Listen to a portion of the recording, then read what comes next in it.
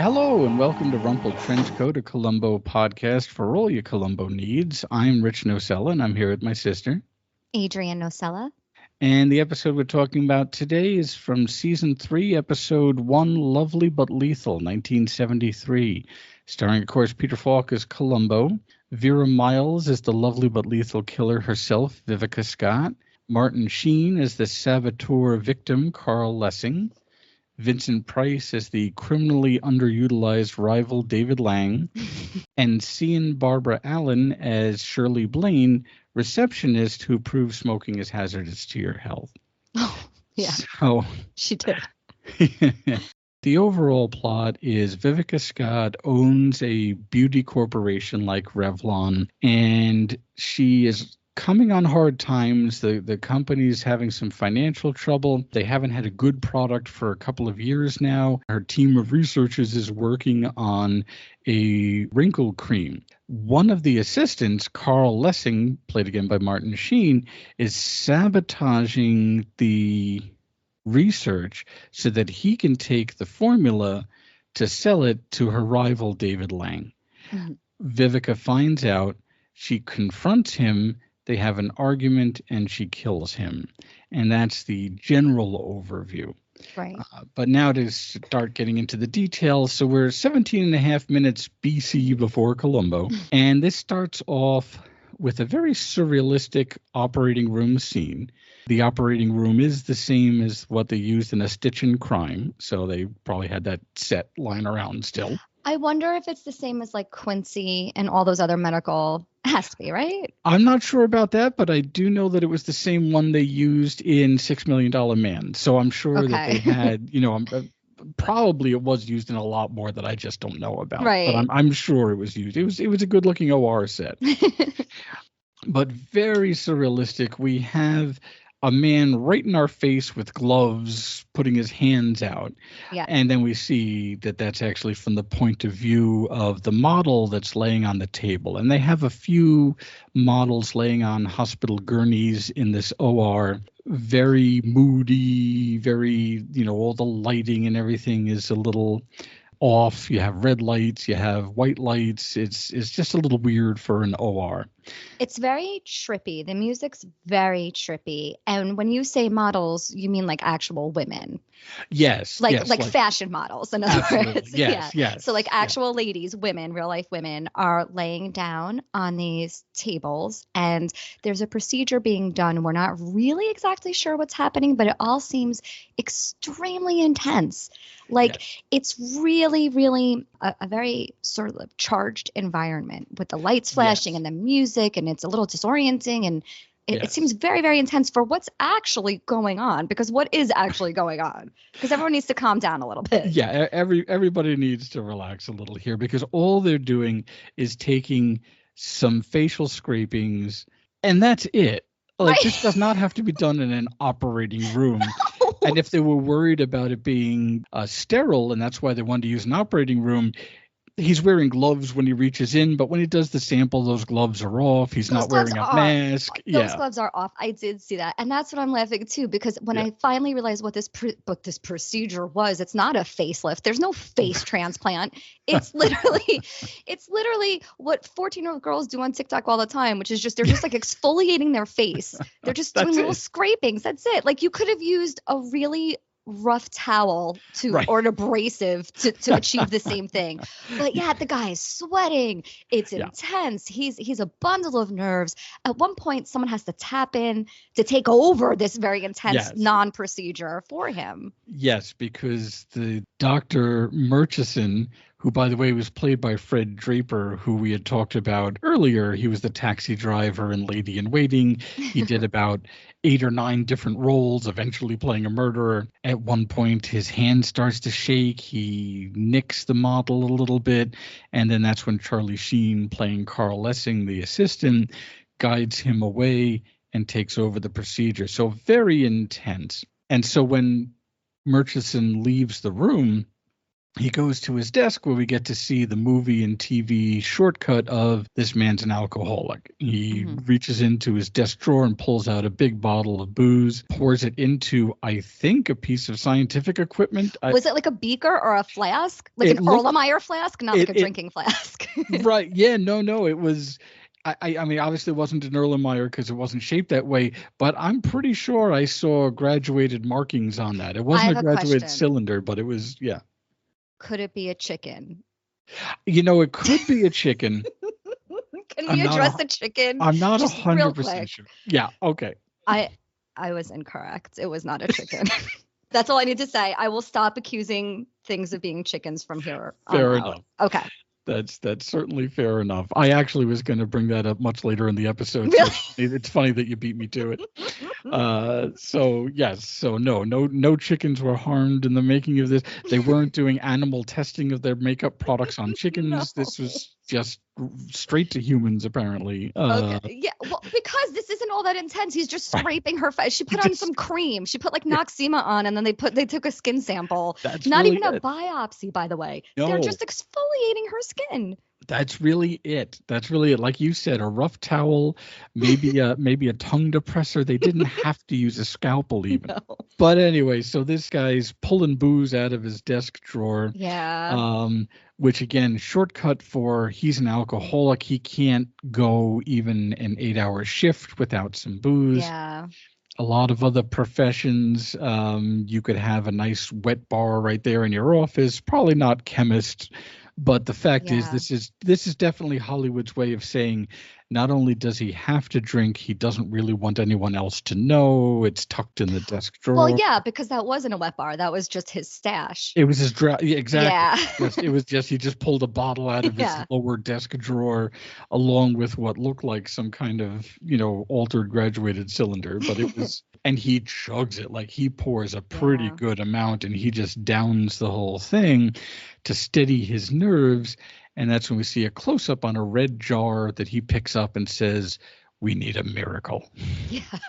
It's very dramatic. It is extraordinarily dramatic. When he says we need a miracle, that's all we ever wanted. He's looking at a picture of Vivica Scott hanging up in his office. Mm-hmm. It's not a headshot. It's her promotional poster. So she gets a pass on the headshot because that is her it's part of her advertising branding. It's absolutely, it's branding, her picture's on it. It's funny because it's her picture now, because of course Vira Miles was not a makeup entrepreneur. So she doesn't have a picture of her with a beauty mark in her 20s. Right. But it is funny because it's been well over 20 years that this company has been on top. So unless she gets updated pictures every so often, it is kind of funny that they went with that. Well, I think they should, right? Because then you don't really want to be misleading. You don't want to catfish everybody and be like, hey, look how great my products work. And then you show up with your old lady face. He looks at her photo, and then, of course, we cut immediately to her. She's at a fashion show. She's watching people walk out, flail their dress around. And, of course, Vincent Price waltzes in with his secretary. And I can't help it. I just love Vincent Price. I just love Vincent Price. I think everyone loves Vincent Price. Yeah. He's great. He's impossible to miss. He's 6'4". He is really tall. I honestly would have believed you if you told me 6'6". I mean, he is very tall. Yeah. And he has that wonderful, distinctive voice. He always sounds like an aristocrat, even when he's, playing a bum. I think he's born in like Missouri or someplace like that. But I'm pretty serious. It's something like that. But but he sounds like an aristocrat. Absolutely. It's like that cool. Okay, people on the Upper East Side of New York have this accent where they're American, but they don't sound like New Yorkers, and they certainly don't sound American. And it's like that English. It's like fancy American English hybrid accent. Okay. Do you know what I'm talking about? It's like they just stepped off the Mayflower. If you just say, hey, they sound like Vincent Price. They sound like Vincent Price. Yeah. They do. They sound like Vincent Price. So a lot is established here. And I have to say, this is a very fast-moving episode. A lot happens. But it's one of those things where half the episode's gone and I didn't even realize it. It just moves very quickly and it's very well acted. And I think that's a big part of it. It's like you really are just going with the flow with this episode. Well, I love Vira Miles. Yes. And I'm basing that solely on Psycho. And because she was the sister. She in was the Psycho. sister, absolutely. She was a tenacious, sister in Psycho. And it's funny, just completely coincidentally, about 2 weeks ago, I wound up watching for the first time the Alfred Hitchcock Presents series. Okay. And she's in the pilot episode of Alfred Hitchcock Presents, because Hitchcock set her up to be a big star, and it just didn't really come together. Well, what happened was he set her up to be his next Grace Kelly. Yes. But she was pregnant and pregnant often. She had a lot of kids. So it was just one of those things where it didn't come to be, but she was absolutely going to be his next star. Absolutely. Well, she's beautiful and a great actress. Yes. So that's kind of exact, and blonde. So that's Hitchcock's girls. That's Hitchcock his blonde. thing. Yeah, absolutely. So, but no, she's terrific. Vincent Price. Everybody in this was great. I don't know the secretary. I thought she looked like the niece in the Joan Allen. Is that her name? I'm a museum curator, and my sister's traumatic. Thank you. Joyce Van Patten, but no, it wasn't. She's got a similar look, I suppose, kind of a slender, chain smoking brunette type of. Maybe it's just a chain smoking brunette. It could probably just be. That's it, probably. But no, she was really good too. Yeah. Everybody was great. So at the fashion show, they're exchanging wonderfully barbed comments at each other. It's just that kind of really wonderful. We're civilized, but we're really tearing each other apart. Vivica, darling, what are you doing here? Peddling false eyelashes, huh? David Lau, where did you get the new hairpiece? Surely you don't make anything that clever. Still my lover, huh? But now don't be embarrassed because I caught you at a fashion show. I used to butter up the designers too when business was bad. Well, if those girls are wearing a sample of your new eyeshadow, Lang Cosmetics is in trouble. Mm-hmm. David Lang continues to tear her apart, basically by saying, "Hey, I heard your company's on the verge of bankruptcy." Right. Yeah. So he's implying that his business is doing great. His is on the rise, hers is on the fall. Right. And she shocks him a little bit by saying, "Oh, you have no idea what I've got coming," because she thinks she's on the verge of this really humanity-changing product as far as an actual wrinkle cream that actually works. Right. And his secretary, Shirley, is there, Shirley Blaine. And it's really funny because Vivica starts to cut in on Shirley. I love this. It's fantastic. And David Lang says, "Oh, save your ammunition. She's just my secretary." And she does. She's like, "Oh, sorry." Then she immediately stops. She's like, "Oh, sorry about that. I was going to tear you to shreds, but there's no point, so I won't bother." But of course, we find out that they're actually in cahoots, that the secretary and Vivica Scott are in cahoots, that Shirley is David Lang's main secretary, but that she very much wants a new job with Vivica Scott.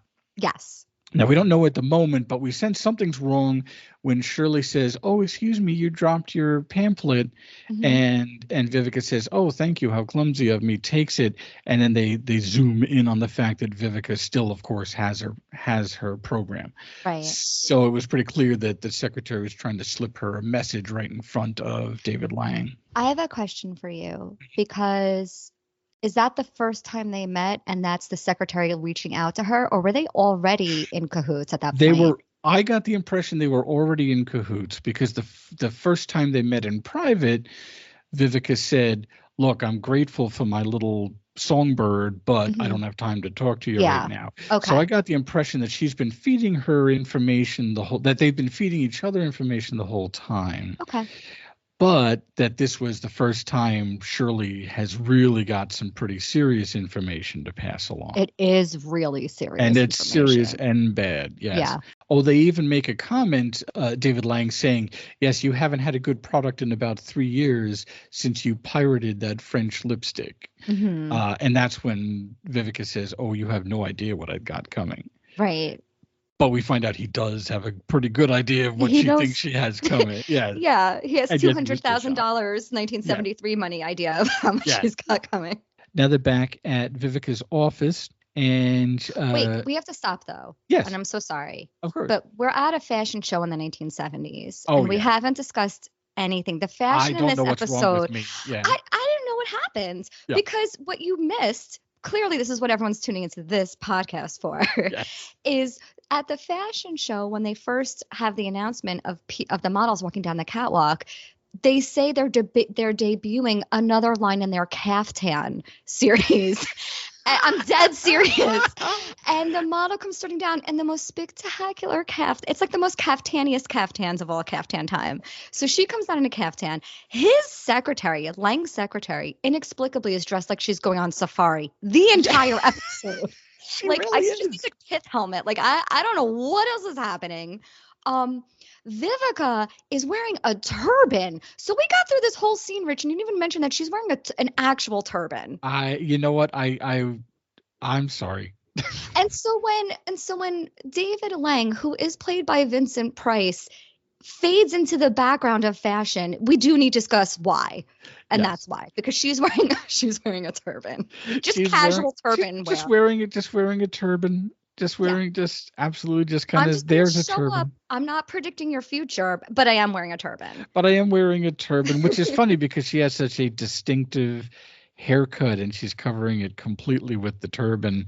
And it's not like she's trying to blend in or sneak in. She's obviously Vivica Scott. She's even got the beauty birthmark on her face, the beauty mark. Which is the name of her company, right? It's Beauty Yeah, Mark? Beauty Mark Incorporated. Yep, that's it. That's a good name. Now that we've explored the caftans of 1973, I don't know why I haven't gotten you a caftan as a present yet. It's kind of silly that we've had all these gift-giving occasions, and it's so clear how much you like caftans, and yet I have yet to give you a caftan. I don't know how to tell you this. I have about 3. And I'm dead serious. And they are not made for women my height. I am 60 inches tall, and I have 3 different caftans. Well, now I don't feel so bad. More. Yeah, no, I don't feel so bad now. Okay. Oh my God, that's funny. So now we're back to her office, Vivica Scott's office, and she's looking at ad promotions. There's an ad campaign for this new upcoming product that we are still getting hints at that it's a wrinkle cream because one of the names suggested was Vanishing, and he dismissed it because it seemed too much like the old Vanishing cream from the 50s. Yes. And she just loves Miracle, which is funny because that's what Murchison was saying. We need a miracle, completely unrelated to the fact that that's what they're now going to call this product, is Miracle. She should just call it Hail Mary. I mean, the way they're acting in this episode. Yeah. Well, because she probably is going bankrupt. I mean, she absolutely. He even mentions, the ad agent even mentions that they're going to do a full court press, but their credit isn't that good. So they need to really put out a lot of product, and she was irritated, but like, no, we can get this product out. We can go into mass production here quickly, full color ads in all the fashion magazines, TV commercials, and that's when Dr. Murchison stumbles into the room drunk, holding a bottle of the cream. I thought you were going to say holding a bottle of bourbon. Okay, no, he was holding a bottle of the cream. Look, for all we know, there might have been bourbon in that bottle. Like, that doesn't have to have had. He never opened it in the room. That's true. I didn't see a straw hole in the top. She's at first annoyed because she didn't want to be interrupted. She realizes it's him. He's the hero. He developed this fantastic wrinkle cream that's going to save the company. Yeah. And then he stumbles over to her and says that he had done some more testing, which she was furious about because she didn't want any more testing done. So what's implied here, just to back up a hair in history of the company here, is that apparently last week they had a very successful test on the skin, on the product, on everything. What they had worked, and that's why she was all excited, getting this ad out, realizing, hey, this could save our company. And now he's saying he did more testing, which she didn't want done because she was afraid the models would talk and probably was afraid that there might be some issue. And he said it was a fluke. Last week's was a fluke. This product doesn't actually work the way that it looked like it did, and that basically we've got nothing. In fact, I think he says this product will be as effective as axle grease on getting rid of wrinkles, something like that. Something like that, yeah. Obviously, a bit of a mood killer. Because she went from top of the world to, oh my God, there really is nothing. Now they went right from that scene to a restaurant, and it's a good restaurant because its name was Restaurant. Wait, was there an E at the end at least? Nope. It was just restaurant neon, and then running vertically was cocktails. Okay. All right. Well, okay. You know how else? It's like a high-end restaurant though. What was Vivica wearing? Do you remember? I don't. Because it's equally spectacular. It's not a turban. Okay. But she is wearing a black sequined pantsuit. Okay. I knew it was spectacular looking. I couldn't remember how. And when I tell you it's fully sequined, when the actress Vira Miles is walking, it picks up the sound of the shh, shh, shh as the sequins are rubbing against each other because it's essentially like chainmail. It's so heavy. Oh, man. I did not pick up on that at all. Well, I did. It was amazing. And she looked amazing. Well, of course. She's Vira Miles. It looked fantastic. You know how else it's a fancy restaurant? No, how? Apparently, they employ French maids. Wait, hold on. They employ octogenarian French maids. Also, the indignity of being that woman's age and still having to dress up like she's in Clue. Yes, like a sexy French maid. It was bizarre. I mean, sorry. I'm getting ahead of myself, but I had to laugh because we were talking about all the perks of this restaurant, including a 3-acre ladies' room. It was huge. So Vivica and Shirley, this is their meeting place. This is the note that was passed along to Vivica. And so they're secretly meeting, and Shirley reveals her big secret. And that is that David Lang had written a check for $200,000 to a Harry Smith that was clearly not his real name. Right. But even so, Lang was going to double cross him by taking a sample of the cream that was used as a demonstration, I guess, to reverse engineer it. But Shirley took the sample instead to bring it to Vivica. Right. Okay. So because this was a little, it's really not all that confusing, but just so I can get it clear in my head. Yeah. Right. So David Lang is secretly meeting with Harry Smith and has witnessed a demonstration of an actual cream that does really do what all creams say they do, but none of them do, which is to diminish wrinkles temporarily. That's right. And he wrote him a check for $200,000, which in today's money is, do you have a guess? I want to say that we'd seen $200,000 before. Doesn't it come out to like $1 million or so? A little bit more than $1 million. It's $1.5 million. It's a lot of money. That's a lot of money. It's a lot of money to steal from your boss and give this to a competitor. So he writes him a check for that amount of money, but then the idea is that David Lang was going to steal a portion of the cream or just take the cream and reverse engineer, try to do an analysis, like a chemical analysis, see what the formula is. That's the idea. The idea is that when Harry Smith put the cream on an old lady to show how well it worked, that they were going to take samples of that woman's skin to try and reverse engineer the cream to cut Harry out of it. I guess he would stop payment on the check, and what's he going to do? Complain, hey, you'd stop payment on my corporate espionage. Yeah. So, but then in the meantime, the Safari secretary stole the cream. Yes. Herself to double cross Lang to show Vivica. Yes. Okay. And my presumption is because she doesn't have it in a jar, she has it on what looks like a makeup pad. So my feeling is that basically somehow or another she wiped it off of the test subject's face and then stole it so that there was nothing that Lang could test for. Okay. And now she has that little bit of cream herself, and that's where the elderly woman walks in a maid's outfit. Like, she can't be a waitress in that outfit. She can't be a restroom attendant in that outfit. I thought she was a restroom attendant. Probably that's the only job that makes sense, but that's not an outfit for a restroom attendant. That's not an outfit for anyone, unless you're an actual French maid. Like, I don't, like if her name's Fifi LaBeouf or something, is that a French name? But you know what I mean? Like that's no outfit for anyone. Certainly not for this woman. No. And she's like Whistler's mother comes waltzing in with a French maid outfit on. That's what this looks like. It does make you wonder about that restaurant's clientele. So, of course, as Shirley's explaining it, this woman walks in and she just says, "Watch this." And she comes up with the ruse for putting some. She says, "Oh, you've got a smudge. It's probably from cigarettes. I smoke too much." I mean, they really hit that hard, how much Shirley smokes, which is funny because the actress, every time she lights up a cigarette, looks like it's the first cigarette she's ever smoked. So for her to be a chain smoker and be like, "What's this? Which end do I light again?" It's just really funny how she clearly was not a heavy smoker before this episode. Probably was afterwards, considering how much they made her smoke. So Shirley rubs the cream into the French maid's wrinkles on the side of her face. Vivica looks on in shock that it actually works. This vanishing cream really works. It is a miracle because this still doesn't exist now. I mean, you can do Botox, but still, this that's not a cream.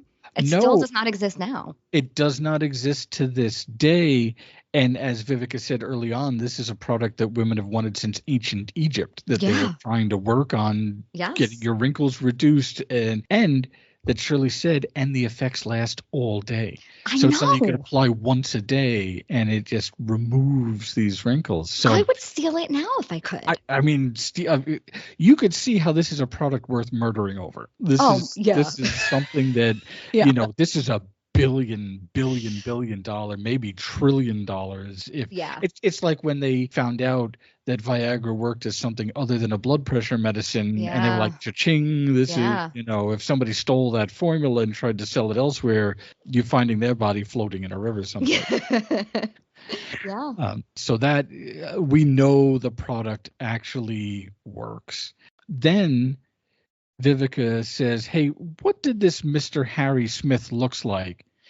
And Shirley does the most generic white guy. She described 80% of Los Angeles for the males and said, "Oh, he's about average height, brown hair, can't be over 35. It's like, aha, that son of a gun. Immediately.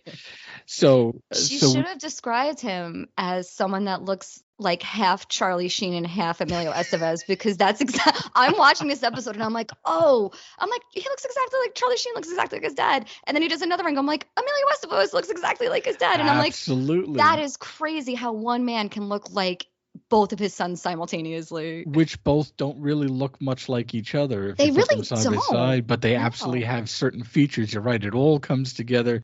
Yeah, she could have said he looked like he just finished up his tour at NAMM and became president. So. Yeah. But they do. They describe him even later in the obituary. They're like a man of medium height, medium build. And I'm like, all right, well, is that in Sheen's contract to be like, don't let everyone know I'm really 5'6.5"? Like, what's happening? Why is that? Yeah, he is short. I mean, there's no getting around it. He never was standing up next to Columbo, but I have a feeling he would have been about the same height. Yeah, I think they're both like 5'7". Yeah.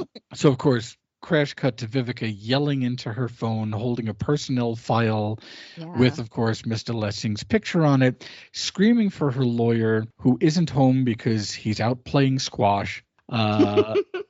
Now, and this is where I think we have to chalk it up to her either wanting to take care of business herself or being relatively impulsive, and probably a little of both, because it's clearly hours later. It's daylight when she's making that call. And now it's nighttime at Carl's house, Carl Lessing's house. So she could have waited for him to finish playing squash and talk to her lawyer about what legal options she has for somebody stealing her product. I mean, I think she has a lot of legal options. I think so. Yeah. I think she had a ton that would have kept her out of jail. Yeah. But yes, and him above ground, and him walking around to create another day. We go to Carl Lessing's house. He enters his home. It's nighttime. There's a microscope on his desk with some test tubes and some formulas scrawled on the chalkboard. He looks into the microscope. He hears a sound, and then he looks around his room and he notices that drawers are open. Things have been searched. Right. And this is clever because he, of course, immediately runs right to where the jar is. Right. And that was an old Sherlock Holmes trick. That was the make somebody think that the place has been searched or on fire or in danger, and they immediately run to the most important thing. Okay. So she could have, I mean, she was obviously there a long time. Yeah. She could have searched and shoved the drawers back in. She finessed him into finding the jar because she couldn't find it on her own, but she tricked him into doing it. And the old flip on the light switch. While he finds it, he hid it in a flour tin. Yes. So this is just maybe the best scene in the show, maybe the best scene I'd seen in a long time, just these two actors, because they go back and forth between one having the upper hand over the other. There's just a whole range of emotions. Really, really great. So he asks how she got in, and apparently it's just a thing to keep keys in flower pots in Los Angeles in the 70s, because I was also lady in waiting, but she said there was a key in the flower pot outside. I think they do. I think a lot of people keep keys in flower pots. I think that's the thing. I mean, don't. So don't come looking at my house. No. There's no rock. There's no say flower pot. I don't have a sliding French door. Don't try it. Don't try it, fellas. Forget about it. She knew that key was there, and there's a suggestion at this part of the scene that they had dated in the past. Much more obvious later on in the same scene, but that they had dated in the past, and that she remembered that he kept a key in the flower pot. Right. We find out in this scene what we've mentioned before, and that is that Lessing changed the formula, faked data, mixed up samples. He basically completely sabotaged the project once he knew that the formula and the product actually worked. So again, to back up, they have one day where the product clearly works and everyone's thrilled. Right. And then everything is changed. And because Murchison is a drunk, he probably, he doesn't know the formula necessarily. He certainly wouldn't be able to know which one was correct or not, because then he's saying, wow, well, this didn't work after all, not knowing that it was sabotaged. He might even know the correct formula. Like, he might know the correct formula, but it's showing that it doesn't work in subsequent trials. So he's memorizing a faulty, in what his he mind, thinks is a faulty formula. Absolutely.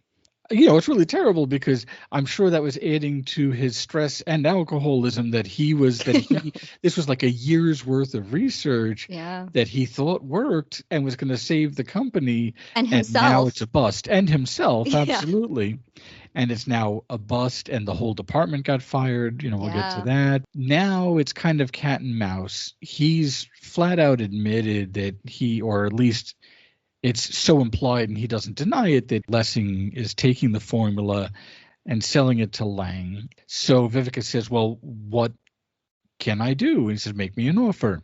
Yeah. And this is part of that whole back and forth that's so great. She writes an offer on the back of a magazine and hands it to him, and he says, that's not enough. And she says, well, as part of the creator of it, you get a royalty, so you get 10% of every product sold. Right. And he said, that's not enough. So, first of all, at some point with what she's offering, he'd be making a lot more than the $1.5 million he would get from Lang. Oh, yeah. But that's, as the scene goes on, we realize it's not about that. It's not about the money because specifically. She ultimately gives him every single thing he's asking for.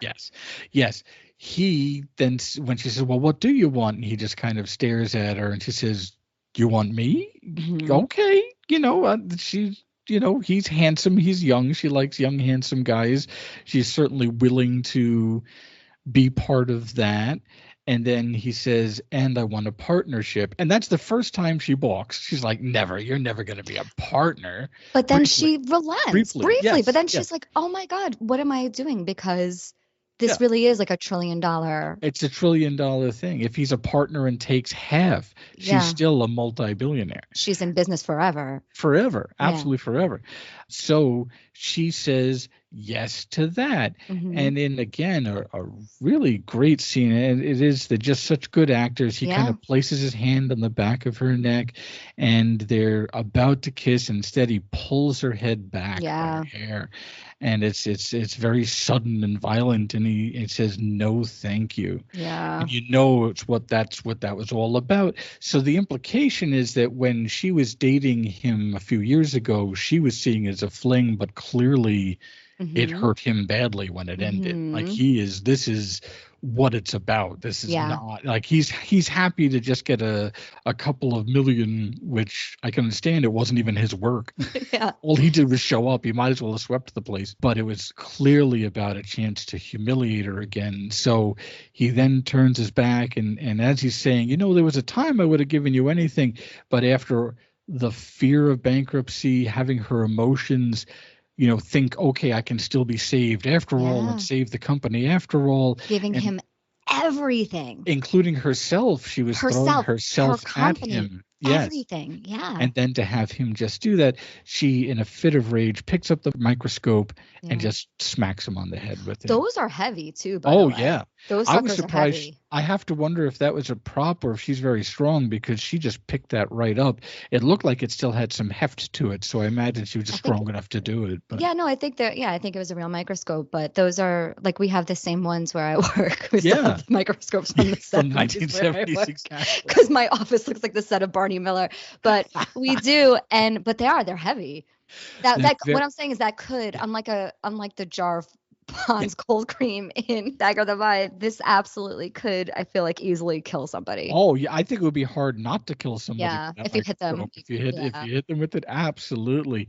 So he hits the deck, and she immediately was like, "Oh my God, what did I do?" It was clear not an intentional murder. She's like, "Carl," and she leans down basically to see if he's alive, and in the process, she cuts her right index finger on some glass on the floor.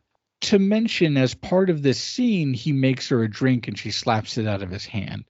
So we find out that it looks like that broken glass might have been from the drinking glass. And so that's the scene. She grabs the bottle of cream and just gets out of there and runs away. The sound, like the soundscape or the music while this was going on, is hilarious. Did you notice the music that was happening right after the murder, I should say? Because it sounds like a pinball machine. Okay. And like, those party noisemakers for like New Year's Eve where like it's on a stick and then you swing it around and it's like a crank. Oh, yeah. I forget the name for that, but it's actually a grooved wooden instrument. Yes. You rub a stick on it. Like, yes, that's what it is. That's going on. I'm like, there's literally, and I'm not kidding, go back and listen to it. Yeah. There's a bicycle horn that someone squeezes. It's like auga, auga, crank, crank, crank. And then it sounds like a full, like they're in a pinball alley fully happening. Music is bonkers in this scene. So absolutely go back and watch it. It's so funny. Well, I'll have to do that. I know there was a lot of theremin used in this episode. I love the theremin. Yes, even more than others. But maybe that's because Vincent Price was in it. They were like, oh, to Vincent Price, theremin. Yeah, it's very possible. So now we finally have Columbo arriving on the scene. Police Department, Lieutenant Columbo. Would you mind if I came in? With another hard-boiled egg in his pocket. He's got like 2 hard-boiled eggs in this one. Yes. I just don't get it. I think that was supposed to be a thing for him because it was not that long ago in A Stitch in Crime that he was smacking him on the murder weapon. It must be. It must have been another quirk they were thinking of doing, or they did do with him for a little bit. It did do for a little bit, and they were like, okay, he's got enough. And look, it's either his dog or some hard-boiled eggs in his pocket. So he's on the scene. Columbo checks the mailbox, sees that it's empty, goes into the house, leans down to talk to the forensic scientist looking at the microscope and saying, yeah, this is probably the murder weapon. There's some blood on it. And Columbo cuts his left index finger on the glass on the floor. Yes. And he says, hey, fellas, there's some glass here. Be careful. And that's when they say, oh, it looks like it's from a broken drinking glass. Right. So then Columbo goes to the kitchen to look for salt for his egg. Yeah. It's like, all right, enough with the egg. I'm glad they didn't do this every episode because it was a little dumb. Because again, you're going into a chemist's house who's dead, and you're looking to pour things on something you're going to eat. So let me select just an unlabeled jar of white powder in a chemist's home to sprinkle on my breakfast. When they're speculating that he might have been a drug dealer and that could have been part of the motive for his death. So while looking, Columbo finds an octagonal shape impressed in the flour tin. And I want to clarify, it's not floral flowers, it's baking flour. Yeah, this time it's baking flour. Yes. There was a flour pot on the patio where she found the key. There was kitchen flour. in a tin that had no flour, just some residue at the bottom, and that Right. there was a clearly octagonal shape in it. Mhm. I have some issues with that we can talk about when we get to the jar later, but okay. Now, the reason he was found dead is that he was going to take a big trip, and the travel agent wanted to make sure he was really doing it. And I love it. I'm going to let you do it because I saw your face light up. Oh, okay. That's the travel agent Yes. from the last time there was a travel agent, which was with the ice cream dingling Yeah, episode, Most right? With Crucial Dean Game. Stockwell. Yeah. Yep, the Most Crucial Game. That was the continuity. It was the same travel agent. I loved that. I was like, hey, this poor guy, though, his clients are dropping dead left and right. He's not having a lot of success getting those deposits. He's got his. He probably changed his business to a deposit up front he's after like, that. pay in full. Yes. Yeah. Once I reserve these tickets. Yes. Yeah. And I feel bad because I wanted to look up the actor's name, but he wasn't listed in IMDb for either episode as the travel agent. But I know he's a character actor. He's a character actor. Before. He's in everything. He's in everything from that time period. He's in every sitcom I've ever seen. Anytime you need some kind of prissy, irritated kind of professional, he needs to be professional, but he need to be annoyed and irritated. Like he would have been at a DMV. He would have been at a post office. Anytime you needed somebody official but a little priggish, he would have been the guy. Yeah. So maybe folks in the comments can put his name if you track that down. I feel like, was he in It's a Living? Probably. I'm pretty sure he was. Probably, okay. I'm sure. This again drives me crazy about travel. Lessing was supposed to fly out that next morning, first class, and needed over a $3,000 deposit to pay for the trip to get, or to at least get things started. Right. And it's like, well, he didn't even get the $200,000 check. He was expecting it. Yeah. But how was he going to pay for this trip that happened the next day? Like, he only had $300 in his bank account. Well, I took the check situation a little differently. I thought that Lang withdrew the money and wrote out a check to Harry Smith that was in the possession of Lessing. He just didn't deposit it yet. Okay. And then we find out later, after Lessing's death, that check is then put back into Lang's account. Okay. So do you think that he was going to give him cash that Lang wrote a check? Oh, no, because he wrote the check to Harry Smith. I actually think it might be like a dummy bank account that, I mean, if we really, really want to go into it, because it must be, because otherwise what they said was that there was only $300 in Lessing's account, but the trip cost $3,000. Just as a deposit, right? Just as a deposit. Like, I guess this is a little out of order, but what Shirley tells us later is that after Lessing is dead, Lang goes back and redeposits that money. Yes. So that means it had to have been withdrawn from his account.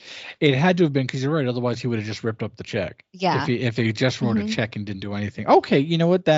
That clears that up for me, because I'm like, boy, talk about cutting it last minute. You're going to arrange for a first class trip to the French Riviera and not have the money to do it. But it's because he did. He was just going to take it out of Harry's account. Okay. Do you want to know how much money that is now? I really want to tell you. Do. Yes, okay. Okay. So he had $300 in his bank account, which is like $2,000.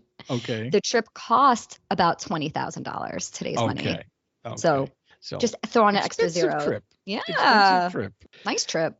At the crime scene, I guess we could mention that Columbo and the sergeant see a picture of Vivica Scott on a dartboard with some darts in it. Right. And the sergeant doesn't recognize her. He says, we haven't quite figured out who she is yet. Right. And Columbo says, you don't know? He says, you don't know? That's Vivica Scott. He goes into the whole history because, of course, his wife uses her products. Because, of course, she does. Columbo has been more responsible. Like, his wife must hate him because he's done nothing but arrest all of her favorite stars and celebrities and perfume manufacturers and everything. You know, every day he must come home and she's like, oh, who did you arrest this time? My favorite butcher. You know. Now they're back at Vivica's place of business. There's a photo shoot of models for a lipstick ad or promotion. I love this scene because Columbo goes walking into a photo shoot. It's a very 1970s photo shoot. Or it's like, actually, I shouldn't say that. It's just like a regular photo shoot they always show in film and TV shows. Yeah. But he goes walking in and everyone's like, oh my God, who's this like fashion zero? Meanwhile, the photographer who's like, I guess their hipster, basically, he's like a hipster, is wearing a green polka dot cap with it's a green and white polka dot cap, like an oversized cap, and resting on the brim are like these huge tinted sunglasses. Yeah. The photographer's wearing a cropped also safari jacket with the widest lapels I've ever seen. So Columbo just comes walking in wearing like a suit and his trench coat, his rumpled trench coat. Yes. And they're like, who is this fashion jokester? But meanwhile, he looks like he could be in like a Sesame Street skit of dressed as like Kermit. I feel like Kermit dressed like that.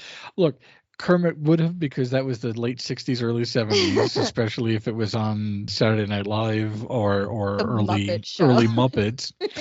It is funny how fashions change so drastically that when you wear something that is timeless because it's so bland, that really, if you saw somebody dressed like Columbo walking down the street today, you really wouldn't even think twice. But if you saw that guy bopping down the street, you'd say, wow, 1972 cold, they want their glasses back. You know? Yeah, it's like, sir, why are you wearing a cropped safari jacket to work? Take pictures of lipstick models. Yeah, like what? Yeah. But Columbo, of course, interrupts, speaks to Vivica. Yes. To let her know that he's been denied entry to the lab with good reason, because he doesn't have a warrant and nobody knows who he is. So it's very funny because she's not annoyed with him like, oh, I'm annoyed that this detective is bothering me or on to me. She's just like, I'm annoyed because I'm running a failing business and trying to get things done, and this guy just walks up to me and says, I've known you for forever, and he still doesn't say why. He's really being very cagey here.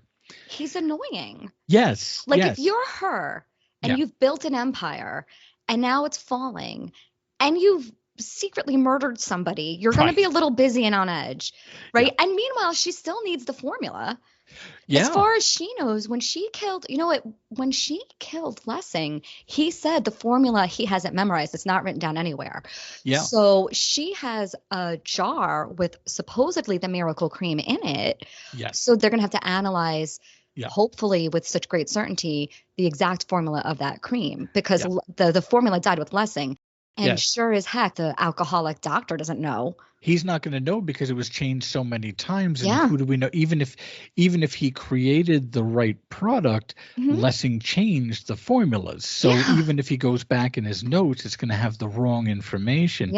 Lessing pointed to his head and said, it's all in here. Yeah. And despite her efforts, she couldn't get it back out. No, no, it did not. It did not fall out onto the floor. Did not. He's being kind of annoying. And then when she finally realizes, oh, he's a police officer, then she becomes a little bit more like, oh, I better put on my professional face now. This isn't some annoying guy who walked in off the street. This is a police officer investigating the murder that I just committed. Yeah. Yes. But it's very funny, and I don't know, this is maybe part of a little bigger discussion, but this whole episode will interrupt himself just to tell her she's beautiful, but then also make reference to, I feel like I'd known you 100 years. It's almost like he really is trying to play on her insecurities, and maybe he is because he's Columbo. Oh, I think he is. Yeah. I think it's the same thing as saying, like, you're really beautiful for your age. You know, I think that's basically what he's saying to her. I think he kind of is. Yeah. I think he's really trying to unsettle her a little bit, which again, I feel means he probably has already got a pretty good idea of what's going on. Oh, for sure. Yeah.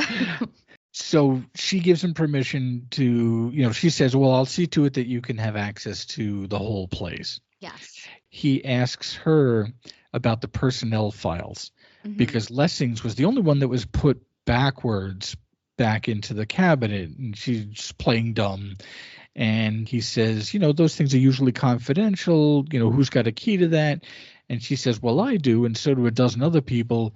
Do you want a list? Oh, that's not necessary, at least not now.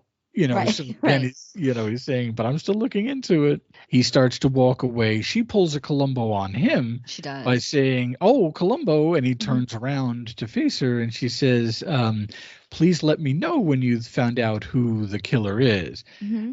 Now, I was hoping he would say, "Oh, you'll be the first to know." He did use that in another episode, but he did just say, "Oh, I will, ma'am." And then she turns around to use the phone, and he jump scares her. And the audience, it's a jump scare. She's on.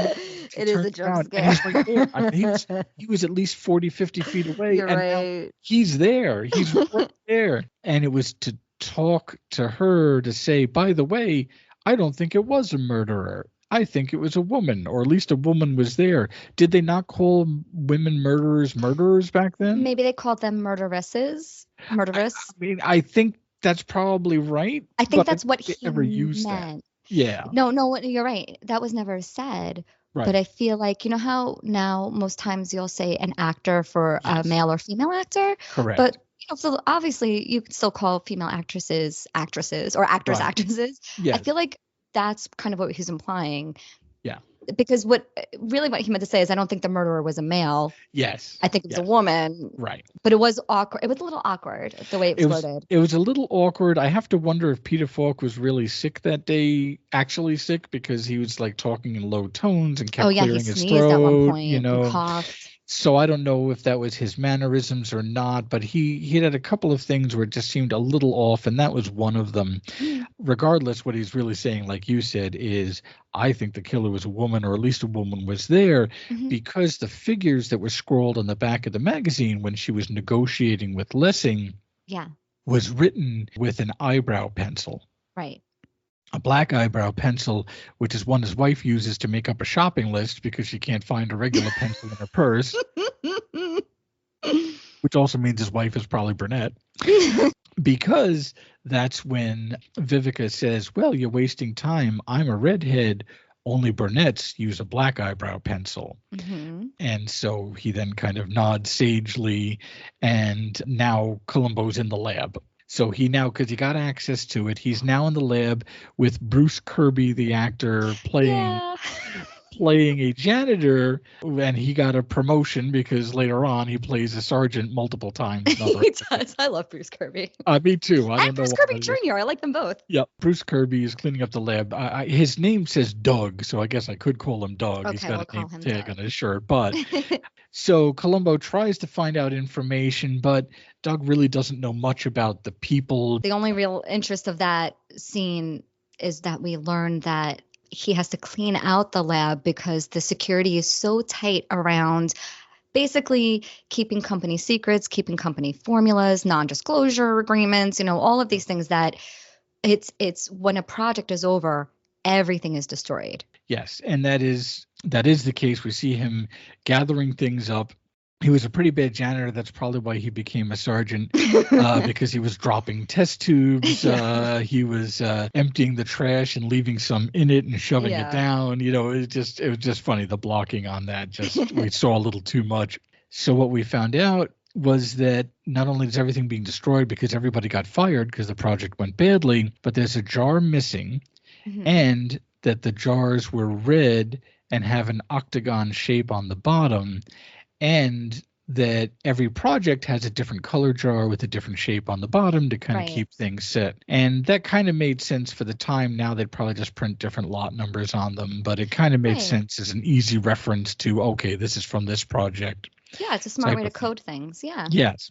And Columbo, of course, wants to take one of the bottles to just keep paper clips and cufflinks in. I found it really funny because the janitor just went through how secure he needs to keep this thing. And then he's like, yeah, you could have, I was just going to throw it anyway. You could have it. Yeah. In a furnace. No, he would immediately burn them. He was like, I'm going to incinerate it or give it to this guy. Yeah. Just give it to this guy. Give it to this detective without a warrant. Yeah. So the only issue I had mentioned earlier, I had an issue with the octagon shape. Okay. We, for the first time, see the bottom of the bottle. And that octagon shape is right there, but it's flush against the round bottle. It would have had a circle. Yeah, it would have had a circle around the octagon shape. They needed to make that a little more prominent. They needed to have the octagon shape base of the bottle stick out further. Yep. than the rest of the jar if they were going to have it be a circular jar, because otherwise it wouldn't have left that imprint in the flour FLOUR container. Right. Yeah. I don't know about how it would have left, like when we got a close up of the flour tin, FLOUR, there was a light coating of flour and that an empty blank space where that octagonal shape was. Right. So what does that mean? He had to have the bottle in first and flour was put around it and then the other flour was used up? Like, how are you getting a perfectly clean... You're not. Okay. It was terrible. It was that's either the world's worst hiding space, because you put it in a flour container, added flour to it afterwards, because that's how the bottom of the container would show the metal outline of the octagon, and then either glued it to the bottom or magnetically sealed it to the bottom. So then you dump out all of flour, which leaves a dusting behind. And then why are you hiding it in the bottom of a flour container if it's not covered with flour? Like, at that point, just throw it in a drawer, because it's just a container hidden in another container. Just keep it on your desk. Nobody knows he has it. Nobody he shouldn't be worried about somebody finding it. Stick it in a desk drawer. Yeah. And so it wouldn't have happened. And then it also wouldn't have happened because the base of the container, like you were saying, the octagon is flush with the circle. So what would be left behind would be the circular shape of the jar, not the octagon. Oh, or even if you wanted to go really extreme, it would be an octagon with a circle around it, because there was some dead space between so the then it'd be circular jar. Okay, sure. But still, I mean, none of it's wrong shape. Let's be honest. Yeah. wrong way to get that going. Yeah. So we find out that information. He takes the jar. Now he's back up in her office. So it's very funny because Vivica is saying to her receptionist, don't bother me. Don't let anybody in. I don't want any calls. I don't want anything. Miss Vivica. And so he's right down the hall and sees it's like the worst possible person to see who saw her. So, like, now I've never murdered anybody, and I've never been investigated by the police lieutenant, but I've absolutely been her. Have you ever been at work? You know what I mean? Where you're like, I'm just trying to get through the day, and I have so much going on, and there's so much pressure, and I need to get it done in this timeline. And then the world's worst person, the one person that I do not have time for, just struts into my office. Just magically appears. Just magically appears. There's no place to hide, and you have to entertain it. You do. It's like the worst time. It does happen. So I have been absolutely been Vivica Scott several times in my life. Yes. Where I'm just like, oh, come on. Let me just cover up my crime and make $1 billion, please. Look, yes. Can we please just get to the revolutionizing the world with this product? Columbo talks to her with the pretense of saying he can't find Murchison, and she really throws him under the bus. She just basically says, well, check a saloon. That's all he's good for. In the meantime, she knows that he created this correct thing, and it was only the other guy screwing him over that did it. That's right. The real thing Columbo wanted to ask her about was to just talk about her beauty mark. Because she has this whole episode. Sometimes it's on the right, sometimes it's on the left, sometimes it's not on at all. At the moment, she didn't have a beauty mark at all. He really throws her off with this. He says, hey, can I ask you a personal question? And then when he just asks about the beauty mark, she laughs and says, oh, is that all it is? Right. Well, I don't usually put on the beauty mark before noon. Don't know what that means, but okay. It's just being like clever. You know what I mean? It's just like clever beauty industry. I don't have drinks before 3. Yeah. Then he says, oh. How you put those things on? I mean, do you stick them on, or do you paint them on, or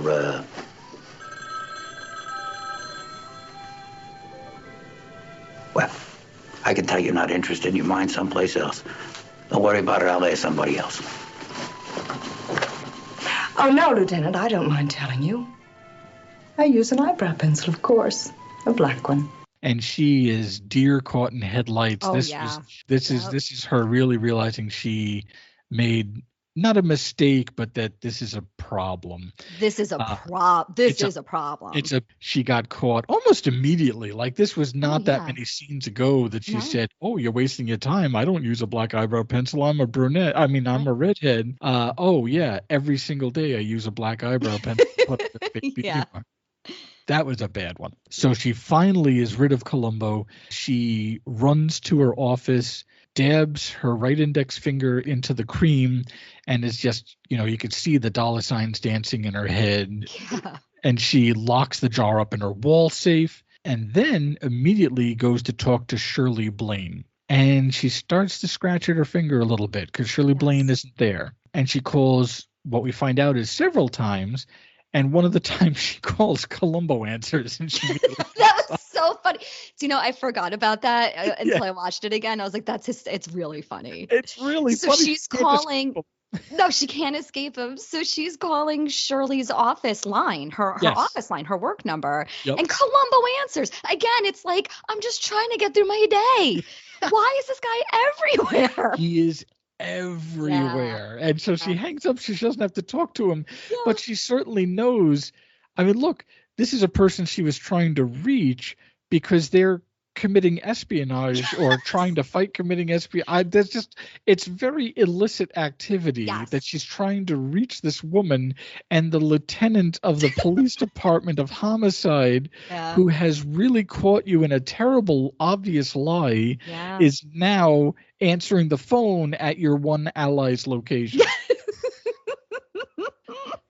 And what was he going to do? If he said, Lieutenant Columbo, I'm answering the phone here, what was he going to do? Like, can you put me through to Mr. Lang? Like, what was he possibly going to do to answer? It was just really funny. That's all it was hysterical. It is hysterical. So Columbo has an exchange with the secretary. You know, Vivica's given up, so she's out of the episode for a little bit. Yes. And so he has an exchange with Shirley where he talks about how she smokes a lot, that there's an ashtray just filled with cigarette, but like there must have been a pack and a half of cigarettes in that ashtray. A lot, and he asks her about how much she smokes, and I hope you don't mind, I answered the phone. And she was like, well, I'm professional and I'm a receptionist for the boss of this entire building, so I can't tell you, what on earth were you doing on my phone?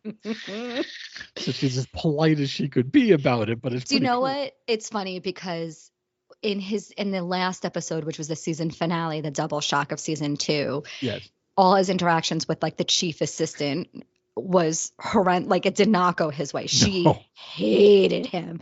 And in this one, she's as sweet as can be. And she's just like, well, I'll just be polite and act like a normal person and not squawk at the top of my lungs. Yes, I'm not going to scream at you for answering my phone and putting your cigar in my ashtray.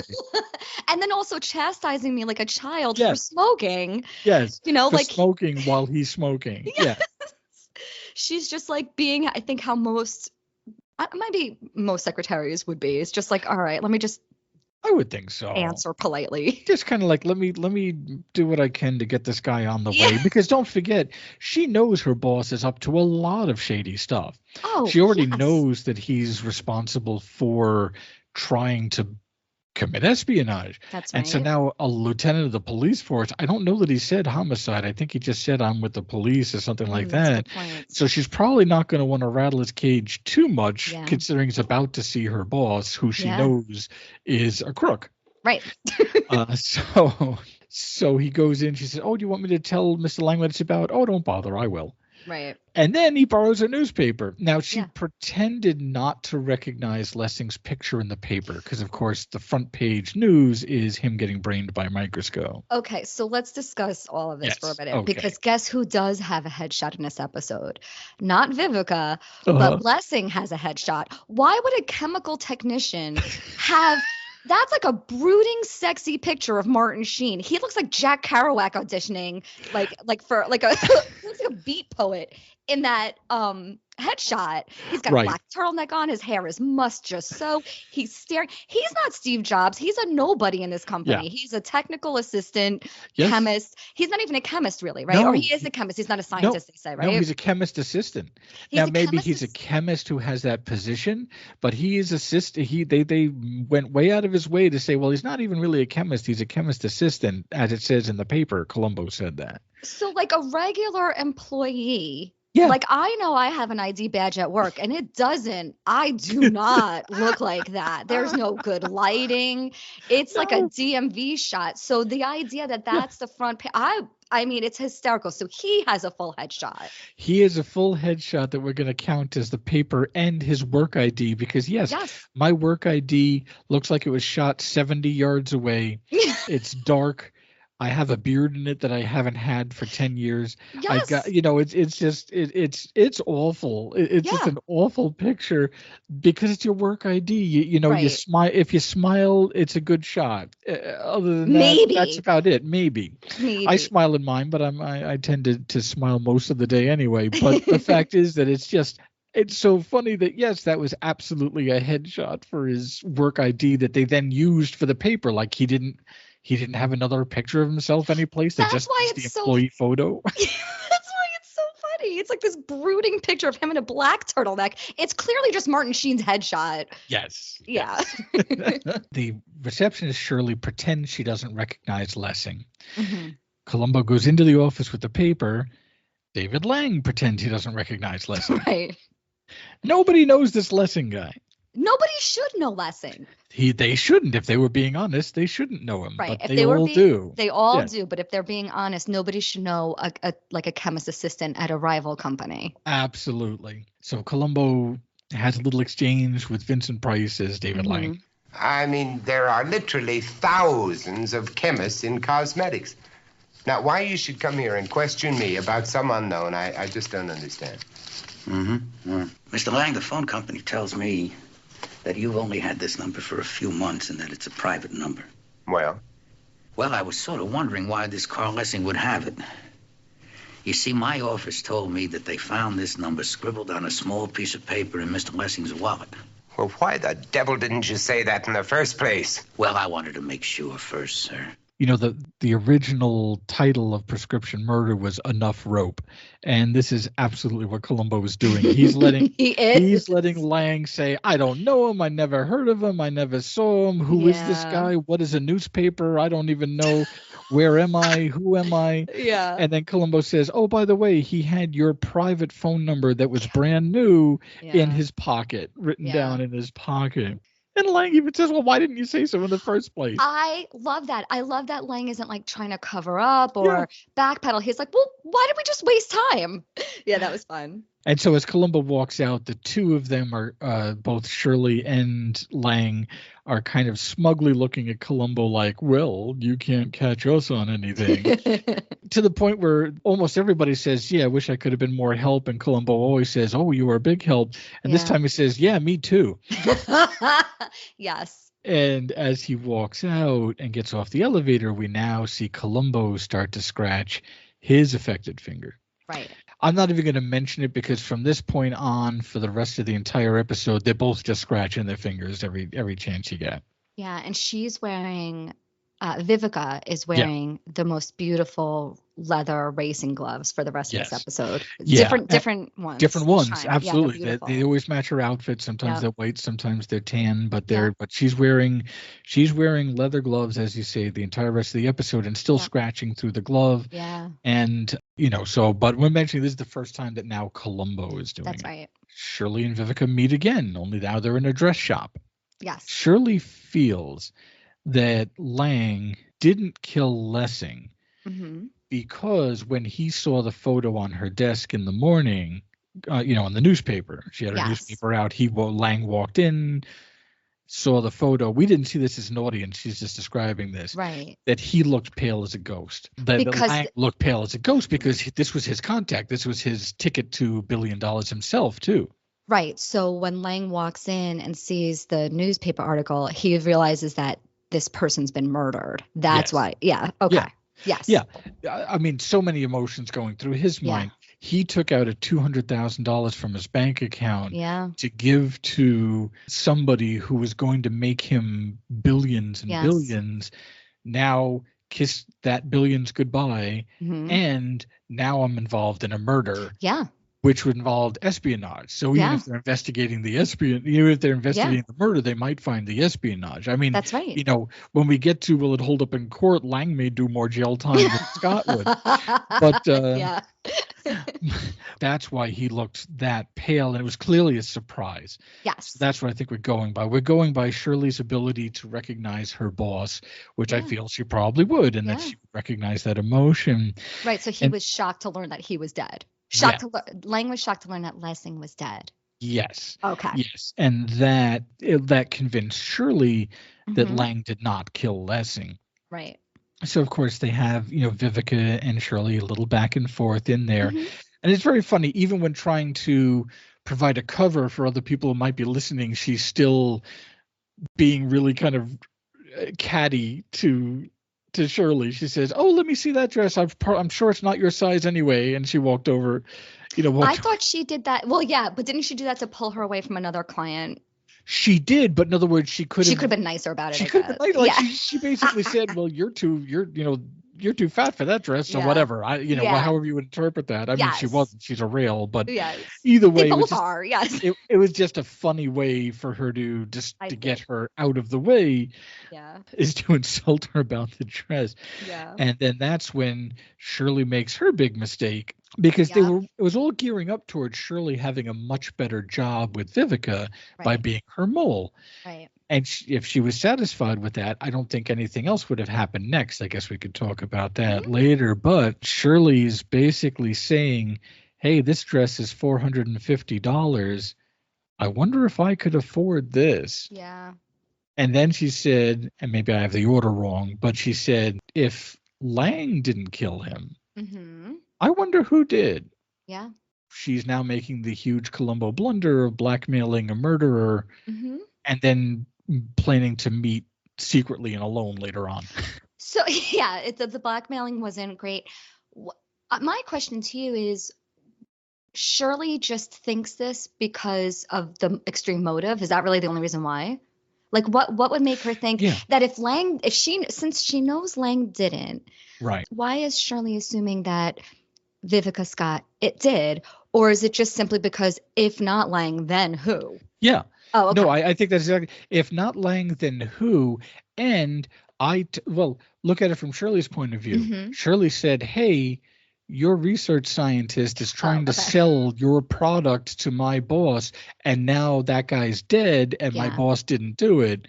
Okay. Of course it's you." Or at least that's what she's thinking. Of course. Yeah. It's you. I mean, she's right. Yeah, she is. I don't know why I'm mincing words. I mean, she is correct. I was just curious to know if I missed something, some sort of like evidence or proof that she discovered. But no, it's just really all based on motive and extreme. Like, who else then? Motive and conjecture. I mean, really, the truth is that Lang could have been putting up a really good face, but maybe not. But certainly, she was correct. What would a $450 dress cost today? It is $3,000. That's an expensive dress. So that dress costs more than what Lessing had in his bank account. It cost more than what his deposit was for the trip to the Riviera, right? Because he only had $300. The trip to the Riviera would have been $20,000 in today's money. Oh, right, but $3,070 is money. Yes, that's why. Yeah. No, you're right. He had $300 in his account. Now it's a $450 dress. Yeah. So that's a $3,000 dress. That's a lot of money.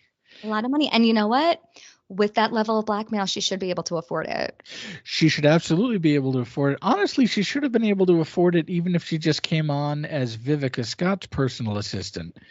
Because I think she would have paid her a lot better. Because that was what she was really curious about. When she was arguing, when she was venting to Vivica, Shirley said that she got a $10 raise from Lang after him clearly knowing that she was on, having his back about the espionage. Yeah. And he knew she kept her mouth shut with the police because Columbo still didn't know anything about any of the espionage. And he was going to give her a $10 raise. Yeah.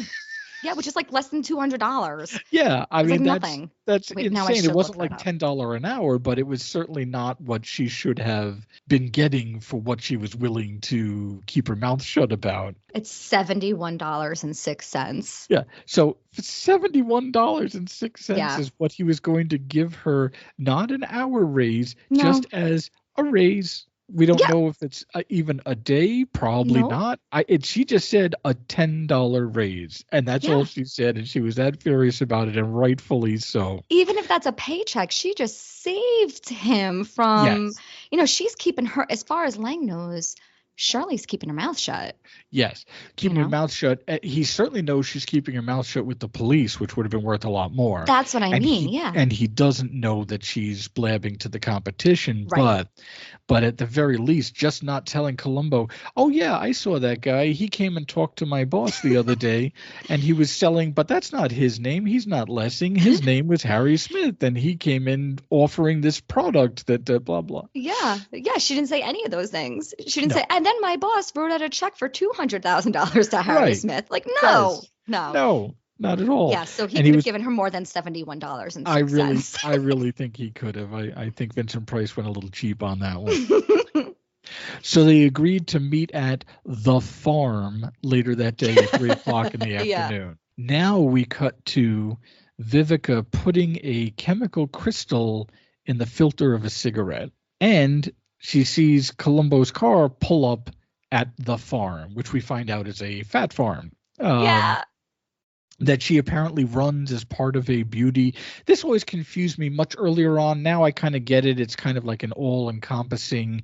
She does cosmetics, but she also runs a reducing farm that also incorporates massage and beauty and mental health and all of that. It's like what we would call now like a lifestyle brand, like Gwyneth Paltrow's Goop. You know what I mean? You can go on these retreats. Yeah. It is funny though, because at the what she calls a fat farm, at the fat farm, I mean, it's really funny because all the, I guess, clients, they're dressed like they're in, it looks like, did you watch Squid Game? Because it looks just like Squid Game. Yes, I did. It does look like that. The whole scene looks like Squid Game to me. Or a cult, you know. Well, yeah, it definitely looks like a cult. They're all wearing the same red sweatpants and they're being marched out by people. Yes. There are people on the second floor, what looks like a row of turrets. I mean, they're just. It does. I did see that. Yeah. Yes. Rampart rather. So they're just up there, kind of all over the place. And so Columbo is bothering her again, and she is really trying to blow him off. He talks about when he realizes that this is a reducing farm. He says, "Well, my wife could use a little help there," and she says, "Well, we'll put her on the list. It's only $200 a day." Yeah, which is $1,000 a day. That's a lot of money to have somebody shout at you to do jumping jacks. To put on a red tracksuit. Yes. Yeah. And so it's funny. So, well, we might as well forget about that list. I'll find something a little less expensive. And so now don't forget that she is trying to meet up with to murder Shirley at 3 p.m. And now Columbo is there and he is saying, "Oh, don't worry about me. I'll just tag along. You do whatever you want. And I'll tag along with everything you're doing today." Yeah. Including meeting the other person to murder them. So Vivica has to lose Columbo because she needs to meet with Shirley. If she doesn't, there could be a problem. Shirley could balk. She could go to the cops. She could think that Vivica wants to call it all off. And, there's a lot of things. She needs to meet her. And so she loses Columbo by walking through nude sunbathing, and I'm happy to see the return of embarrassed prude Columbo. I was starting to worry if that was a one-off, but he sees the nude sunbathers, immediately turns around, loses all composure. Yes. He completely lost again, which is good to see a return of that Columbo. Instead of ogling them like he was starting to do earlier on. I'm like, hey, that's not Columbo. And then to throw him off the track even further, she directs him to where Murchison is, which, because Columbo had mentioned earlier, he couldn't find the guy, and he's at this farm. Yeah, which is really just like a spa retreat. It really is a spa. And so now Vivica's late because of Columbo, but she does meet up with Shirley, who's nervous because she's like 15, 20 minutes late. Right. Vivica knocks Shirley's purse out to pretend to help to pick everything up, and then finesses the cigarettes out of the purse. Yes. For a moment later, we'll just briefly sidebar, only because the episode does, and Columbo sees Murchison getting a pretty physical massage from the mother from the Goonies. The mother, the bad guy on the Goonies. Yeah, mother. I forget her name. She's like Throw Mama from the Train too, right? Yeah. I have to find. Oh no, I didn't pay attention enough to see that. I have to look at that up. She's uncredited in the role. Anne Ramsey. Okay. I don't know if it was ad-libbed or if it was scripted, but it was just a natural moment. Oh, you're a naughty boy. And I drink too much, too. And you drink too much. Nothing really happened from that scene except Columbo met with Murchison and kind of finds out that the guy has always loved her. You know, both the, hey, this is the president of the company, and hey, I'm just a sap that loves you. What can you do? Right. You know? And that was part of going all the way back to Lessing telling her off about not wanting to be partners, not wanting to be lovers again, saying, I don't want you to make a fool of me the way you did Murchison. Yes. Right. Because he sees the path that Murchison went down. Right. So now we can go back to Vivica and Shirley meeting outside the farm at her car. And because there's no cigarettes in her purse, Vivica offers Shirley one of hers, and she offers her the poisoned one, or the drugged one anyway. Right. They talk about a partnership. Shirley says, hey, first thing first, we got to get you to quit smoking, have a cure in Europe, and you're getting an office right next to mine. Yeah. You know, she really promises her the world on that. And Shirley is obviously happy because that's all she wanted. She didn't want to work for a pig like Lang. She wanted to work for Vivica. And so now she's getting everything that she wanted. And she says, I'll never tell anybody anything. Yeah. And she doesn't. Well, no, she doesn't tell anybody anything ever again. Yeah. And I don't know. Shirley hugs Vivica. She kisses her on the cheek and hugs her, and she's so happy, and Vivica's face is so hard to determine. It's kind of emotionless, not necessarily cold, but I got the feeling that, and I don't know, maybe I'm projecting onto her because I like her, but I got the feeling it's like, oh, I wish I didn't have to kill this person. Maybe not. I got that in that moment, but not after. No, after, not at all, because she could have stopped it at any moment. She could have said, hey, you know what, don't, that cigarette's a bum one, because she even said, ooh, this tastes terrible. So she could have stopped her at any moment. I got that in that moment that, she wasn't like a cold stone killer, and she didn't have a flat affect or anything, but Vivica's reaction to what happened afterwards. Yes. She was like, all right, one less thing I have to deal with. Yeah, honestly, it really was a thing to check off the list, which is strange. And I guess just to talk about that briefly is I know that Shirley was obviously disloyal to her current boss because she wants to work with Vivica.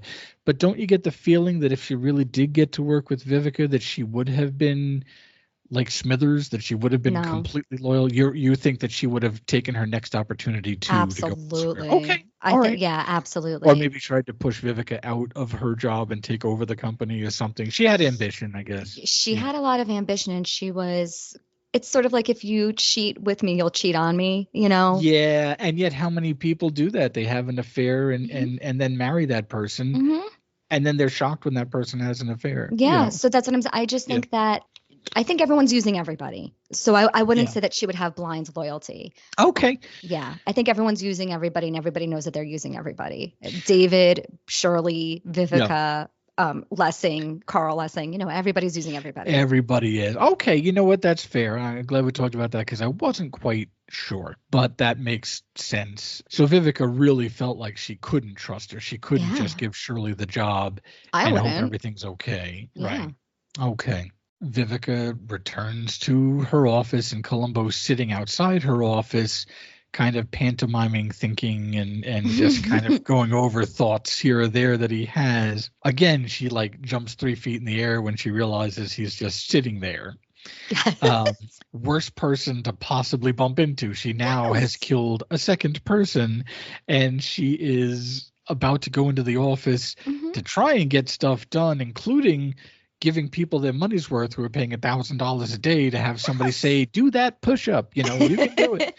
And then, of course, Columbo is there, and he asks her if she's got a moment. We intercut between that and Shirley smoking the cigarette, driving away. Vivica does what a lot of killers don't do. I mean, some do. They get to a point, but I feel like she got to it a little faster, and also just being so independent as she has to be because she is a mogul. She's a company mogul and a woman in the 70s. So that was not very common. Mm-hmm. So she really asserted herself to Columbo. She said, no, you cannot tag along with me.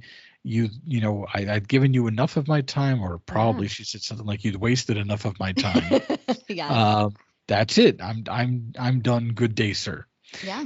And then he still follows her outside anyway. She's outside helping the guy leading on the group in calisthenics. And so he's still out there. And when she comes over to him, he tells an unusually creepy story about, he tells her about the dartboard.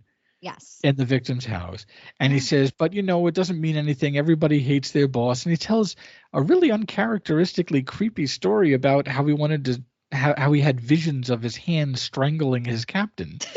It's like, that was just weird. And I know, again, it was to rattle her because that's not a Columbo. Okay. You don't think of Columbo doing that. Vivica said, you belong in a museum, and stormed off. What does that mean? Just like he's an exhibit, like a Neanderthal? I think a combination of he's an exhibit or you belong on display. I think they would have said you belong in a microscope, but they didn't want to give the ending away. And I think also for a conversation they're about to have in a couple of moments that you're kind of an old-fashioned relic of a previous time. Okay, okay, all right. Yeah, I don't know. I didn't find his story all that creepy. It's just strange. She's already stressed. She already said, I don't want to talk to you. Mm-hmm. And he follows her anyway and then tells a fantasy about him strangling his boss. I mean, you're right. Out of context, maybe not that creepy, but in context, she's like, you called me over for this? I mean, basically he called her over to say that the murder victim had a dartboard of her picture on it. And that was it. Yeah. We then cut back to Shirley. Her vision is completely blurry. We see from our angle of how she's seeing things, her vision is blurry, and there's a big car crash. Yes. And we hear it, and again, it sounds like the short fuse cigar box went off, the explosion that it must have created. Yeah. And then we go back to Columbo again. Yes. He again keeps tossing in, now you're a beautiful woman. He was working up to asking if she had dated Lessing. Right. And she admitted to it. And she said, yeah, I dated him 2 years ago. Mm-hmm. And I dated hundreds of people since then. I like young men. Yeah, that was a lot. That was a lot to disclose. They should have made it 5 years. And even then, because that's like. Hundreds is a lot. Hundreds is a lot because that's more than one a week. She could have said dozens. Yeah, if she said dozens, it would be like, okay, I get it.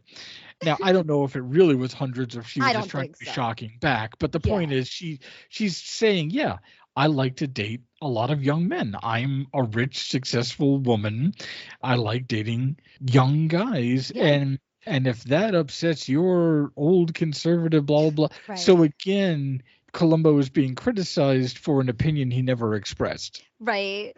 Just that's like the episode with the greenhouse drunk. Yeah.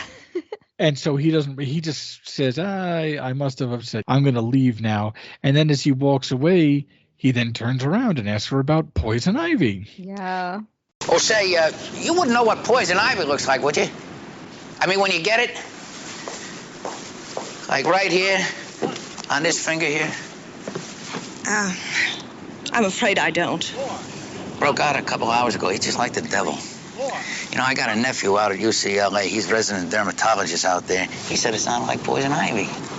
A dermatologist? Well, then it must be poison ivy. Yeah. Tell you, the only problem is the guy down at headquarters, his hobby is horticulture. Plants. So he told me there is no poison ivy in Southern California. Not enough moisture. Well, then maybe it isn't poison ivy. Then I went out to UCLA. I showed it to my nephew. He looked at it.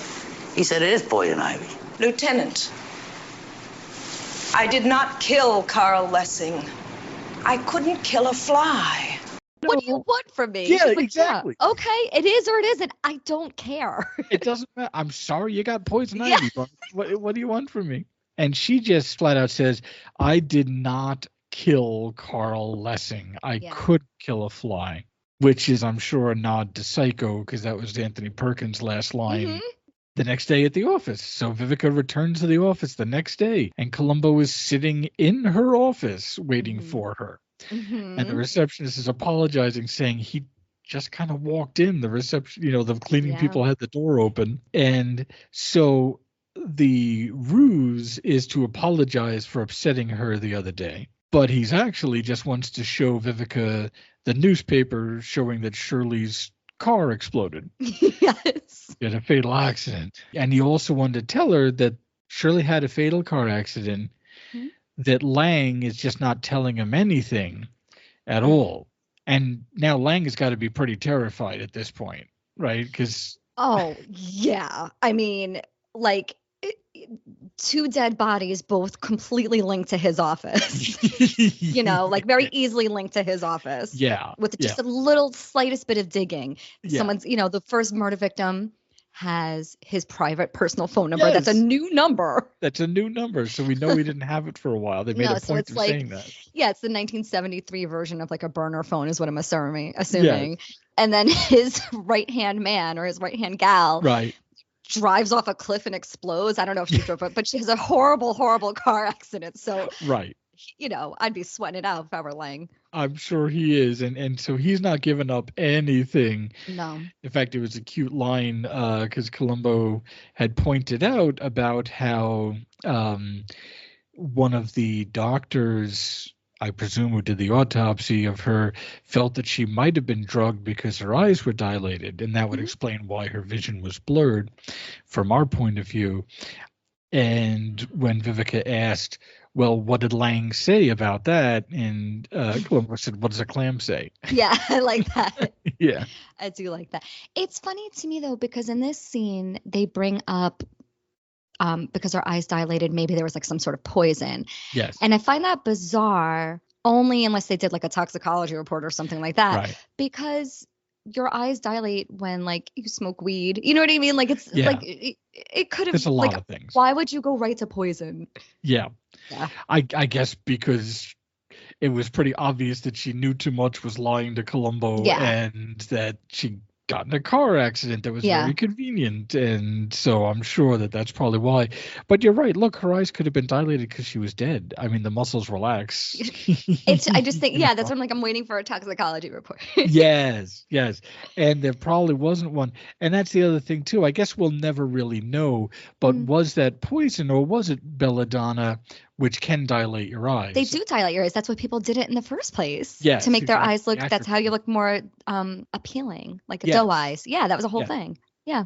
So I'm sure, but I don't want to sidetrack us too much, but that's taking a heck of a chance, because if all it did was dilate her eyes to blur her vision, then Vivek was taking a heck of a chance that she wouldn't just go into a ditch. I mean, she was really counting on her going off a cliff or dying in a crash if it wasn't poison. That was my question, because she didn't give her a cigarette filled with like mustard gas, right? So she wasn't getting poisoned. Yeah, it wasn't cyanide.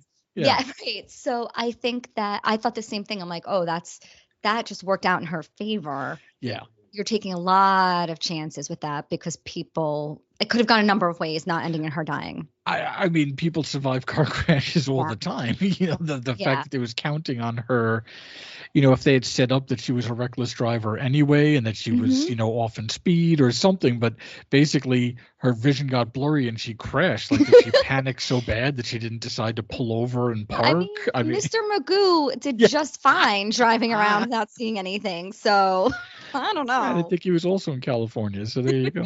Maybe she hit Mr. Magoo.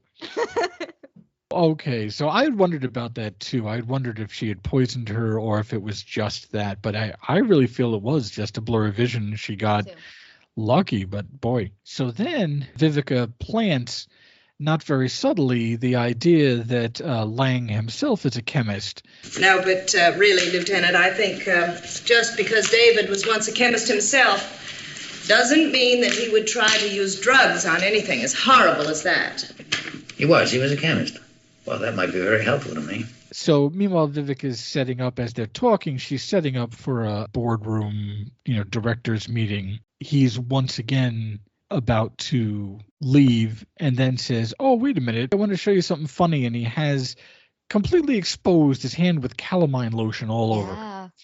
And, it's like, he's touching stuff. He's doing, it's like, put a glove on that. But again, he's just confirming the fact that it absolutely is poison ivy and that Lessing had another job with another company because he wasn't getting paid enough at Beauty Mark. So he had a second job and that the chemical formula written on the chalkboard was for poison ivy.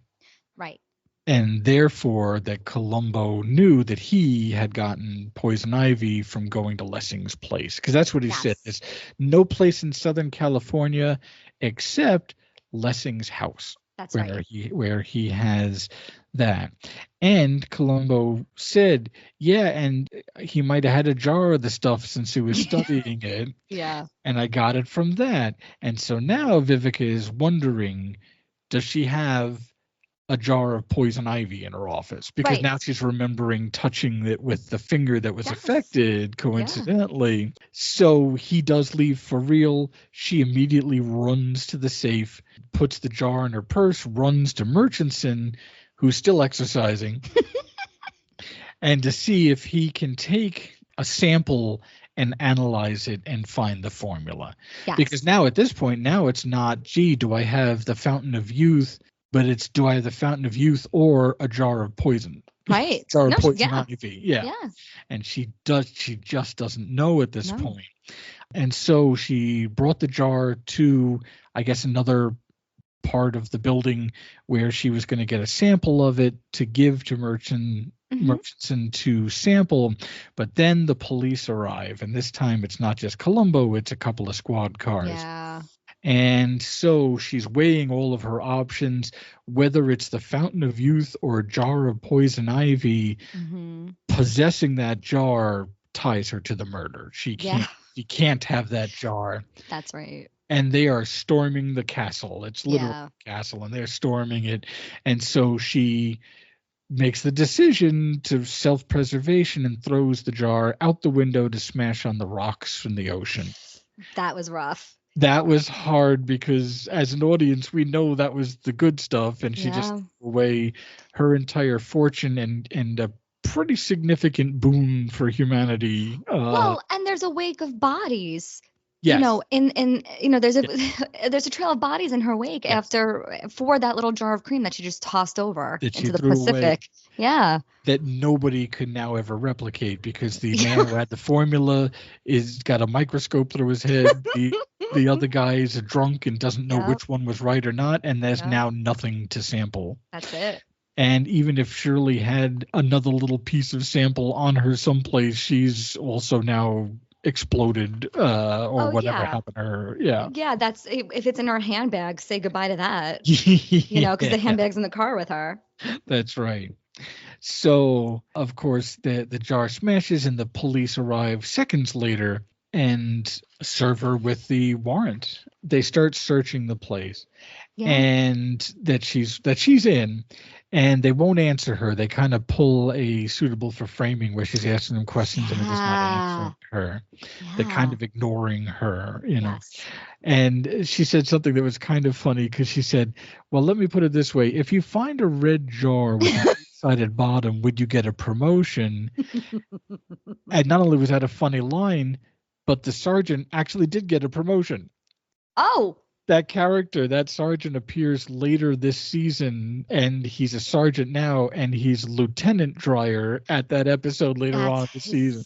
Oh, I like that. That's funny. That was I really thought that was a neat bit of either accidental continuity or something, but he did get a promotion. He actually got a promotion. Columbo comes in with a large leather carrying case, and he talks some more about poison ivy, and he basically said, I think you've got poison ivy, you've been scratching your hand, you've been wearing gloves. He says, I got my poison ivy from Lassing's place. Yeah. And the sergeant says, yeah, I know, but from where? Right. And he said there is, in a drawer is the sample of poison ivy that he's been working with, but he never touched that drawer. Yeah.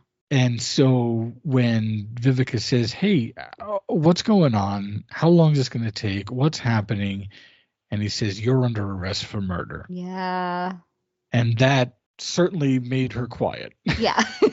that takes the wind out of some people's sails, I think. Yeah, maybe don't ask one more question. Yeah. There's not many replies to "you're under arrest for murder" that you can blithely come up with. Columbo clears the room, so it's just Columbo and her. This next part is a little bit tortured, I have to admit. And I don't know if it's a little contrived, but he says something was bothering him about the microscope when he first saw it. Yes. He ultimately comes to the microscope didn't have a slide in it. But he says, but I was talking to my brother-in-law and he took pictures. He went to Mexico and they came back today and he gave me these. And he said, these are the best slides I ever had. And he brought them, like he has this box of slides that he's showing her. And it's like, okay, I mean, you could have just said... But I think he could have just been like, oh, I remember that microscopes have slides on their stage or whatever. Yeah, like, that's all he had to do. If it was out, he probably would have been looking at something. Yeah. And so ultimately he lets her know that that's where the poison ivy was, that she touched it. After she hit him with it, the slide broke and she touched it when she leaned down to him, and that Columbo touched it when he was in the room, and that's how the two of them have poison ivy, which they otherwise couldn't have, because he was clever enough to ask her, did you leave the state? He did. To make sure that she couldn't have just gotten it someplace else if she went anywhere north. And the broken glass wasn't originally from the cocktail glass that they thought that also probably did break. Otherwise, why would they say that? Why would they mention it? Yes. Right. Yeah. And it was from the broken slide. Yes. And that was it. And that was enough for her to say, very good, Columbo. Yeah. And then she yelled for the police to take her away. Yeah. And then she got the last line, which is basically, give a message to your brother-in-law for me, something appropriate. Yeah, that was great. Which is a very classy way of saying, tell him to drop dead or whatever. Yeah. And Columbo just kind of shrugs and the episode ends. Yeah. So that was good. I really liked this episode. I thought it was excellent. This is another one that they did not show very much at all. I kind of will even forget about this episode because it's so rarely shown, but it is very good. Everybody was so good in it. But it's interesting because the interaction between Columbo and the killer this time, I thought was definitely different than a lot of interactions. A lot of obviously he was fawning over Requiem for a Falling Star when he was fawning over her, and he wasn't really trying to kiss up to her. No. He was saying his wife uses the product, that he sees her every time he goes into the bathroom to shave or whatever. Right. And she seemed irritated in him, but not in an, oh, you're on to me kind of way. I don't know. It seemed like there was a distance between them that I don't normally expect from a Columbo. It was probably a lot more realistic. This guy is just showing up on the scene, so it felt more realistic. But I don't know. What do you think? That's what I was going to say. I think that this is just realistic. Look, they can't have him fawning all over her because just last season he was fawning all over Requiem for a Falling Star. And it's very similar sort of scenario where, an aging beauty in power, so they're not going to have that same dynamic. And then she's really not obnoxious. No. She's biting only really with David Lang. And when guns are drawn, but when they're not, she's like, oh yeah, sorry about that. So she's not an obnoxious person, and I don't find her full of ego like some of the other killers. She's not trying to make Columbo look stupid. She's not trying to. I really think all she's trying to do is to get out of this with a little bit of money and make this all worth it. So I do find it more realistic, and I agree with you. The dynamic is different. It didn't bother me, but it is noticeably different. Yeah. Okay. Yeah. And I'm wondering, because you had said that this may be your second favorite episode. I was going to say, I love this episode, and I don't know, upon watching it again, I'm like, oh, why do I love this episode? This is really one of my second favorite episodes. I always loved this episode. I love this one. Look, I love Death Lends a Hand. Right. I love this one, and I love the dogs one. I don't know the name of that one. Oh, yes. With the Dobermans. Yes. I love that one. Yeah. So those are my top three for sure. I love these. And I'm watching it again. I'm like, oh, I think I just love it because I love Vincent Price. And then I also loved her fashion. And I like her. You know, I love Yeah. Psycho. That's like one of my favorite movies. So it could just be all of that. The story's solid. There's not really a lot of holes in the plot except for Right. taking a chance on murdering someone with a poisoned cigarette. Yeah. That's really it. No, that's really it. I was wondering, because I was going to ask you, because this also, just like Death Lends a Hand, almost felt like a Coen Brothers type of style of Oh, yeah. she didn't mean to kill him. The moment she did, like she meant to hurt him. She was furious. She was hurt. She was humiliated. She wanted to hit him. Yeah. But the moment she realized he was dead, she then spent the entire time trying to undo that mistake, including killing somebody else to try and undo that mistake and get out of it. So to me, it seemed thematically a lot like Death Lends a Hand, not the killer themselves at all, but just, you know, they're extremely different. But I think in the sense of this was an accident. Not really an accident. She hit him with the microscope, but it was. She certainly wasn't premeditated. She didn't show up there with the intention to kill him. Yeah. At all. She just wanted her stuff back. She just wanted, and she was right. Had she waited for the lawyer, none of this would have happened. Had the lawyer not been playing squash, everybody would be alive and she'd be a billionaire. It is. Maybe that is why I like it too. It is. Maybe you brought up something in my subconscious that I didn't realize. I do like that idea of just like one decision can alter the state of your existence, you know, and it is. It's just if she were a little more patient and just waited for her attorney to get back to her, or called another attorney on her team, right? You know, she doesn't have just one lawyer. You're right. No, so like, you know, it just or instead of driving to Lessing's house, maybe drive to the squash court, and drag your attorney off the squash court. Yeah, you know, so it's just sort of one decision away from. And I think that's kind of like the beauty and the mystery of life. It is just you're one decision away sometimes from just your life shifting in such a just a seismic level, you know, and that's kind of what happened here for sure. Yeah. If she made a different decision, she would be world famous decades after she died for creating this formula and wealthy. And instead, she made a decision where, let's say we'll talk about it, but she might wind up in jail and 2 people are dead and her company is destroyed because it was going bankrupt, and a drunk scientist who should have been lauded as a genius is probably going to drink himself to death, you know. I'll say this too. Another part of what I did like about this is that I do think, I don't know if she was necessarily supposed to represent Mary Kay. Yes. But it does remind me of Mary Kay. Yes. And, you know, our mom sold Mary Kay for a while. She even got the pink Cadillac for a little bit. You know, so I have like fond memories of that. So it's probably, honestly, it's probably just Vincent Price and Mary Kay connections. But I like this analysis of what I wasn't thinking because I agree with it. Well, good. Yeah, no, it is. It's a very good episode. Yeah. So I think let's go into our segments here. So when do you think Columbo knew? I kind of knew it right from the start. It was nothing definite. It was a lot of little things. Little things. Black eyeliner pencil. Okay.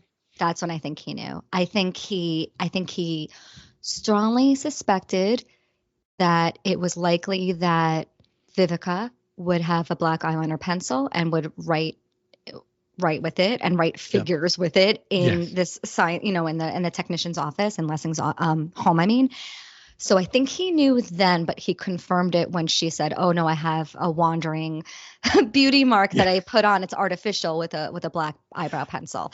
I think the black eyebrow pencil did it. I think he knew it was a woman. And then if you do that, you eliminate, you know, unless you're basically left then with Lessing's girlfriend that we don't know anything about, right? Because that wasn't part of the story, right? And then you just kind of work outward. So who else is really left? So I think he knew with the black eyeliner.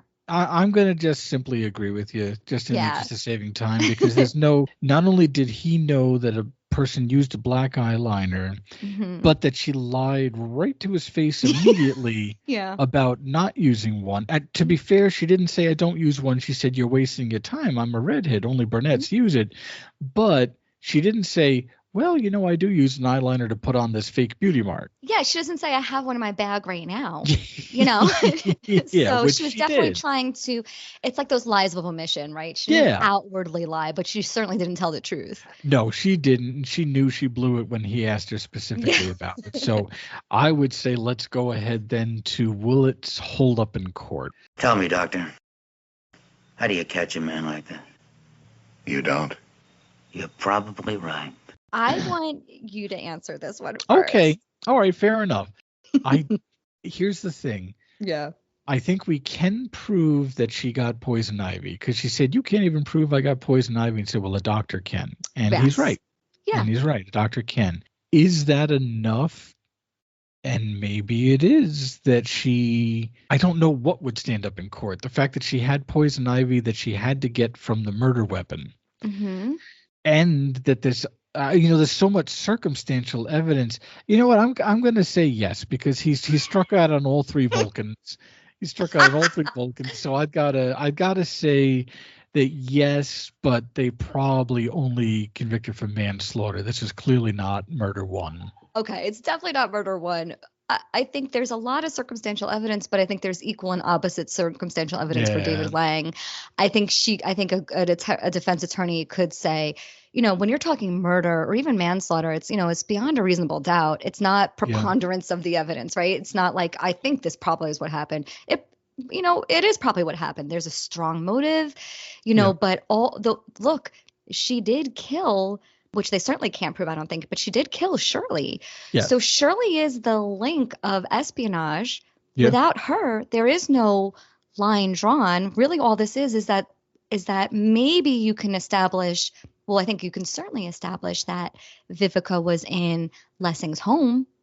Yeah. And they were searching for a jar of cold cream or Miracle Cream. So she could even cop to, I broke in and he was already dead and I stole the cream and left. I think there's enough. I don't think it's going to hold up in court. She did turn herself in, but never verbally confirmed turning herself in. Well, that's true. But also she could say that she was there, but then how did she get the poison ivy on? Like, that's the whole thing. It really comes down to how did she get the poison ivy? If she showed up after he was dead and she's searching his place for the jar, she's touching everything, including the glass and the shag rug, which contains the poison ivy, Listen, she could have opened the drawer that had the jar that contained the poison ivy. Just because Columbo didn't mean that she didn't. I mean, that's all possible. The whole thing is that even with the receptionist dead, we know that Lang withdrew $200,000 to pay this guy who then showed up dead and returned it. So I don't know if that investigation is going to show up anything. It doesn't give Lang a motive for murder. If anything, he would want the guy alive to get the formula. Well, I think it could I think it could, because what was Lang's original plan? Right? Lang's original plan was to try and cheat him out of it. Yeah, so that's what I'm saying. So, right. So I actually think that, when I was watching it, I'm like, oh, well, she just turned herself in, so that's it, right? So it does stand up in court. But I think based on the evidence and then really thinking about the way she turned herself in, it's not like some of the other ones where you and I argue, where I'm like, it's not really a confession, but those are examples of certainly more, I think, better confessions than what she did. She was just basically like, take me away, boys. That's really what she did. Well, she did say very good Columbo, but I guess you could say it was sarcastic. I don't know. So all right. I'm going to say she's got a really strong motive. And if David Lang really didn't exist, I think all that circumstantial evidence does destroy her. However, David Lang does exist and the assistant's dead. So I think that it would not hold up in court. I think she walks. Okay. And I'm not unhappy about it. Let's talk about this. No, fair enough. I mean, look, you had somebody who was really going to destroy her and went out of his way to humiliate her, at least humiliate her back. We don't know how bad that breakup was. He did continue to work for her still for a couple of years. Oh, but look what the other scientist did. It's like you could have gone two ways, right? Yes, you could stay there to work there and like prove your worth to her, so maybe she falls in love with you. Right. Or you could stay there and work with her because you're seething and you need to show her up. Yeah. Whereas a normal person would just be like, all right, I'm going to leave and find a job elsewhere. Yeah. Right. Yeah, honestly. But if you're like a vindictive person, you're like, there's revenge coming. Yep. And this is how it's going to go. And boy, he got it. He got it. I mean, he got he got it. Yeah. Yeah. Exactly. Yes.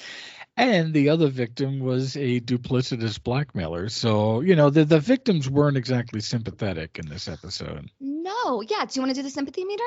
So, yeah, let's go into the sympathy meter where we rate the killer on a scale of Ruth Gordon to Dick Van Dyke, going from most sympathetic killer to least sympathetic killer. I'm beginning to be very fond of you, Lieutenant. I think you're a very kind man. Don't count on that. I think she's pretty sympathetic. I don't think she's a murderer by nature, even though she's got a body count of 2. So I realize how ridiculous that sounds.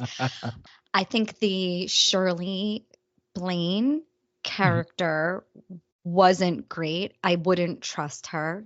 So I don't really care too much that she got killed.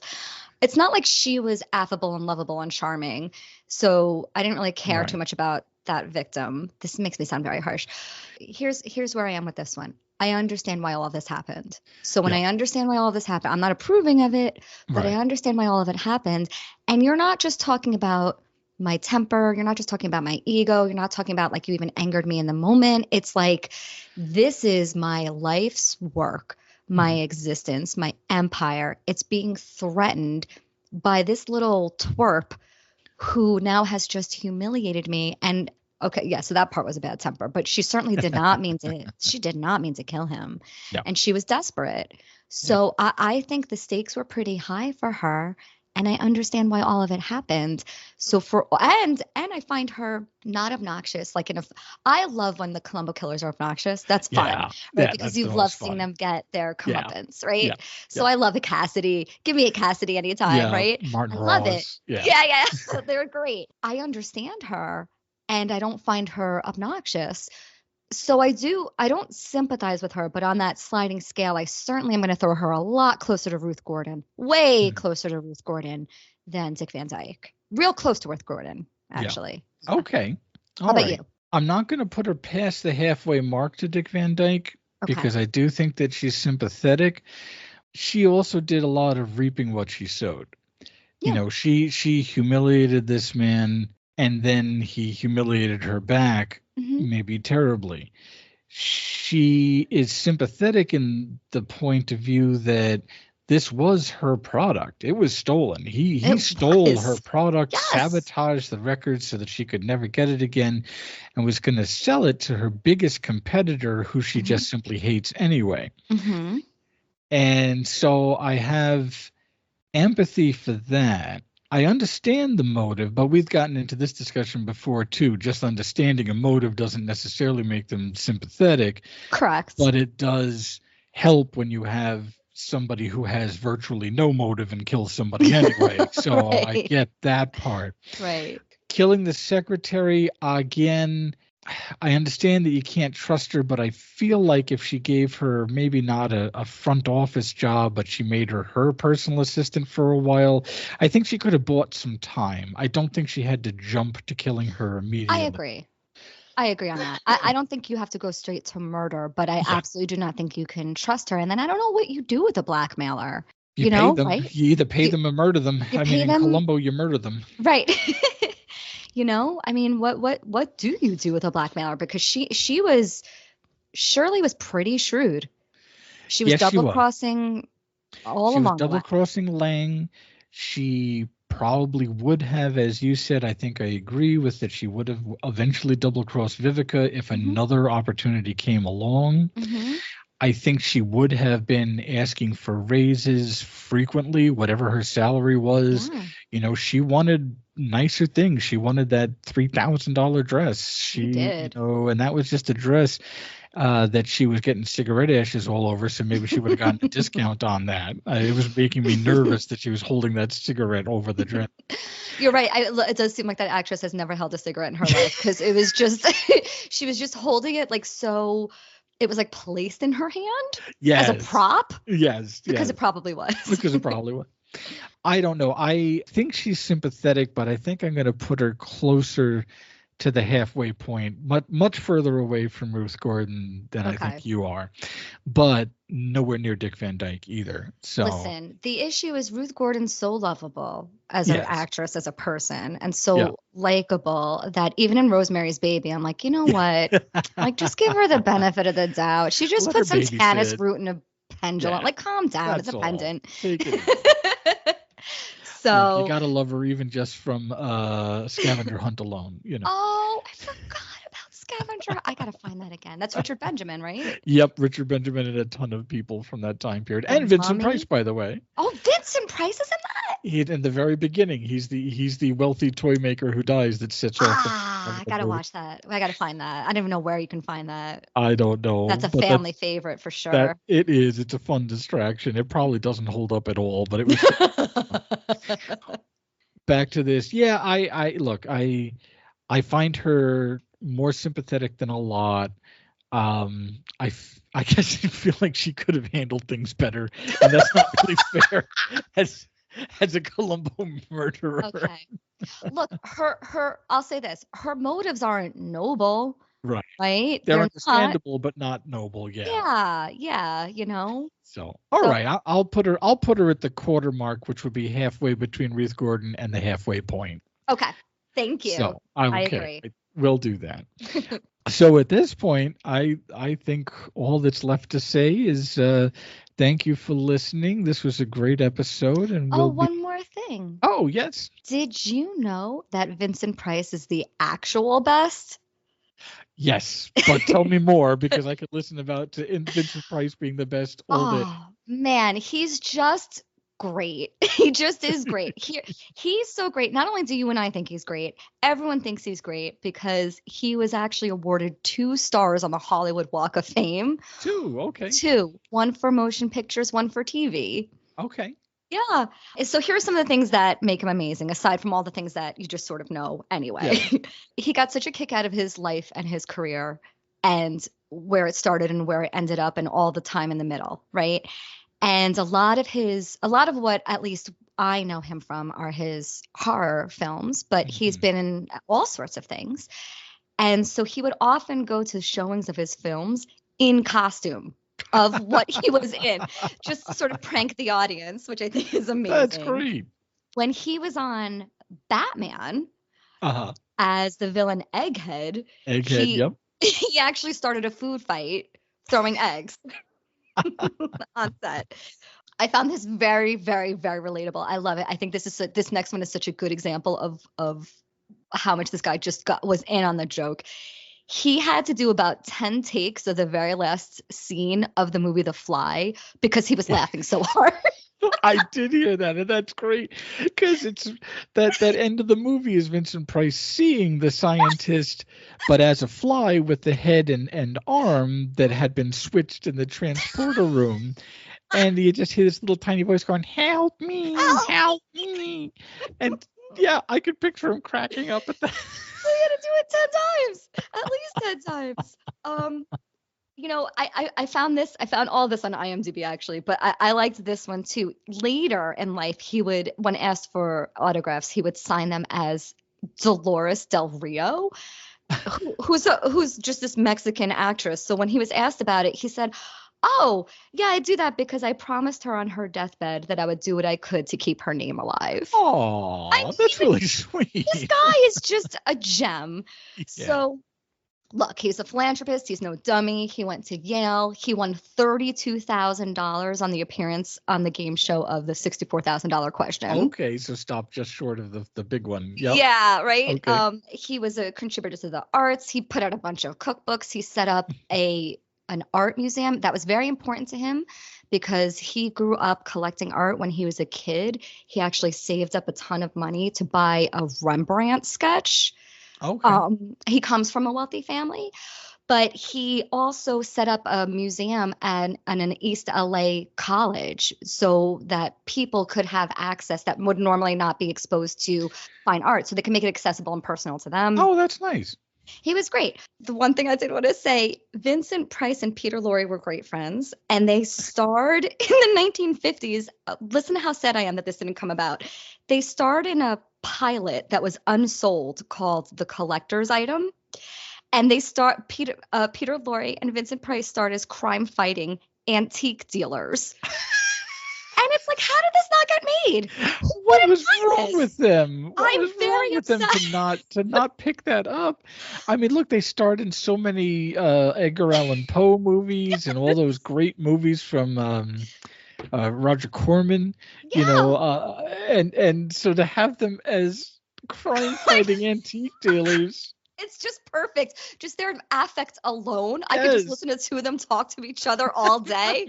So yeah, unfortunately that didn't get picked up. And so I'm furious actually, but it's pretty cool because obviously we could still hear Vincent Price every year around Halloween because of course what he's very, very famous for is do the voiceover in the song Thriller from Michael Jackson. Yes. Which is incredible. It is. And I remember his last role was as the scientist in Edward Scissorhands. Yeah. And that was, again, a very bittersweet role. Yeah. But yeah, he's my favorite. He's the best. I absolutely love him. And you know what? This is a proper send-off for my proper send-off to Vincent Price. His ashes were scattered off the Californian coast of Malibu, but they did it along with his favorite gardening hat. And I just thought that was so cute. I'm like, so how many gardening hats does this man have? I was going to say if he has a preference, if he has a favorite one. But he just loved life and he loved people. He supported all sorts of causes. He was just great. And he's just as great as we all think he is. So that's what I wanted to tell you. So my one more thing is that Vincent Price is the actual best. And, you know, I'm looking forward to who else we can find interesting in this series because I don't know what the next episode is. Oh, one more thing. Oh. All right. Two more things. I meant to mention when we talked about the microscope so many times and how he was looking at and working and researching poison ivy. The slide they show when he looks in there is just a simple blood sample.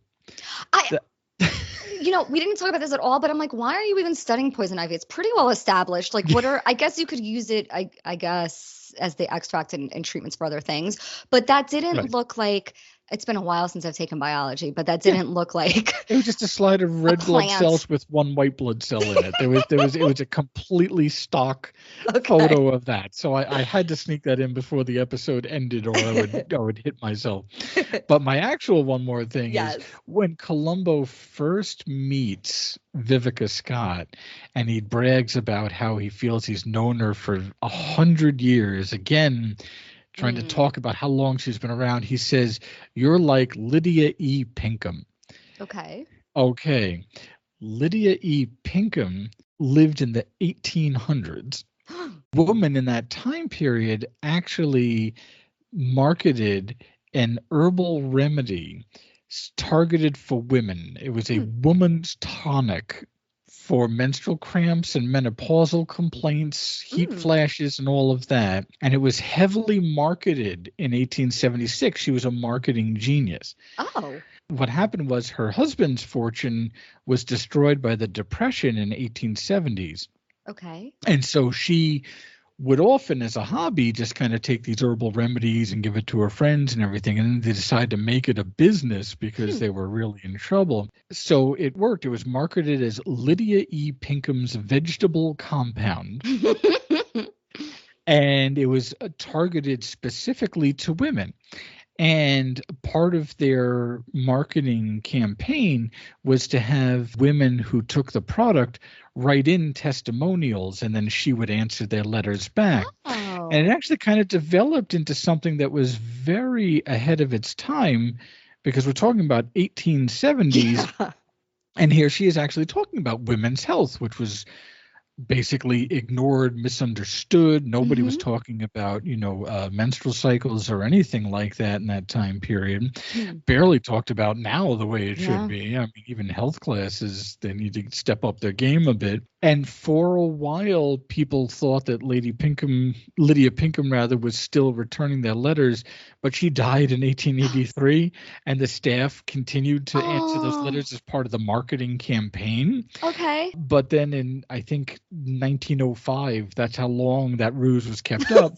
The Ladies' Home Journal published a picture of her tombstone, and that ended that. Oh, the jig is up. But even though it was complete quackery, she was lauded by modern feminists for that reason, because it was even bringing up the topic of women's health issues and just discussions that were not happening, even again, like I said, to this day. And so she was lauded as a pioneer in women's health for that, even though she was selling literal snake oil. I gotta tell you, I love this. I've never even heard her mentioned, and the name, it went right over me when watching this episode. I didn't even register that he said that. Yeah, I had to look it up, obviously, because I didn't know any of this, but even to this day, they still sell some form of it. It's not the original form, but they even sell it.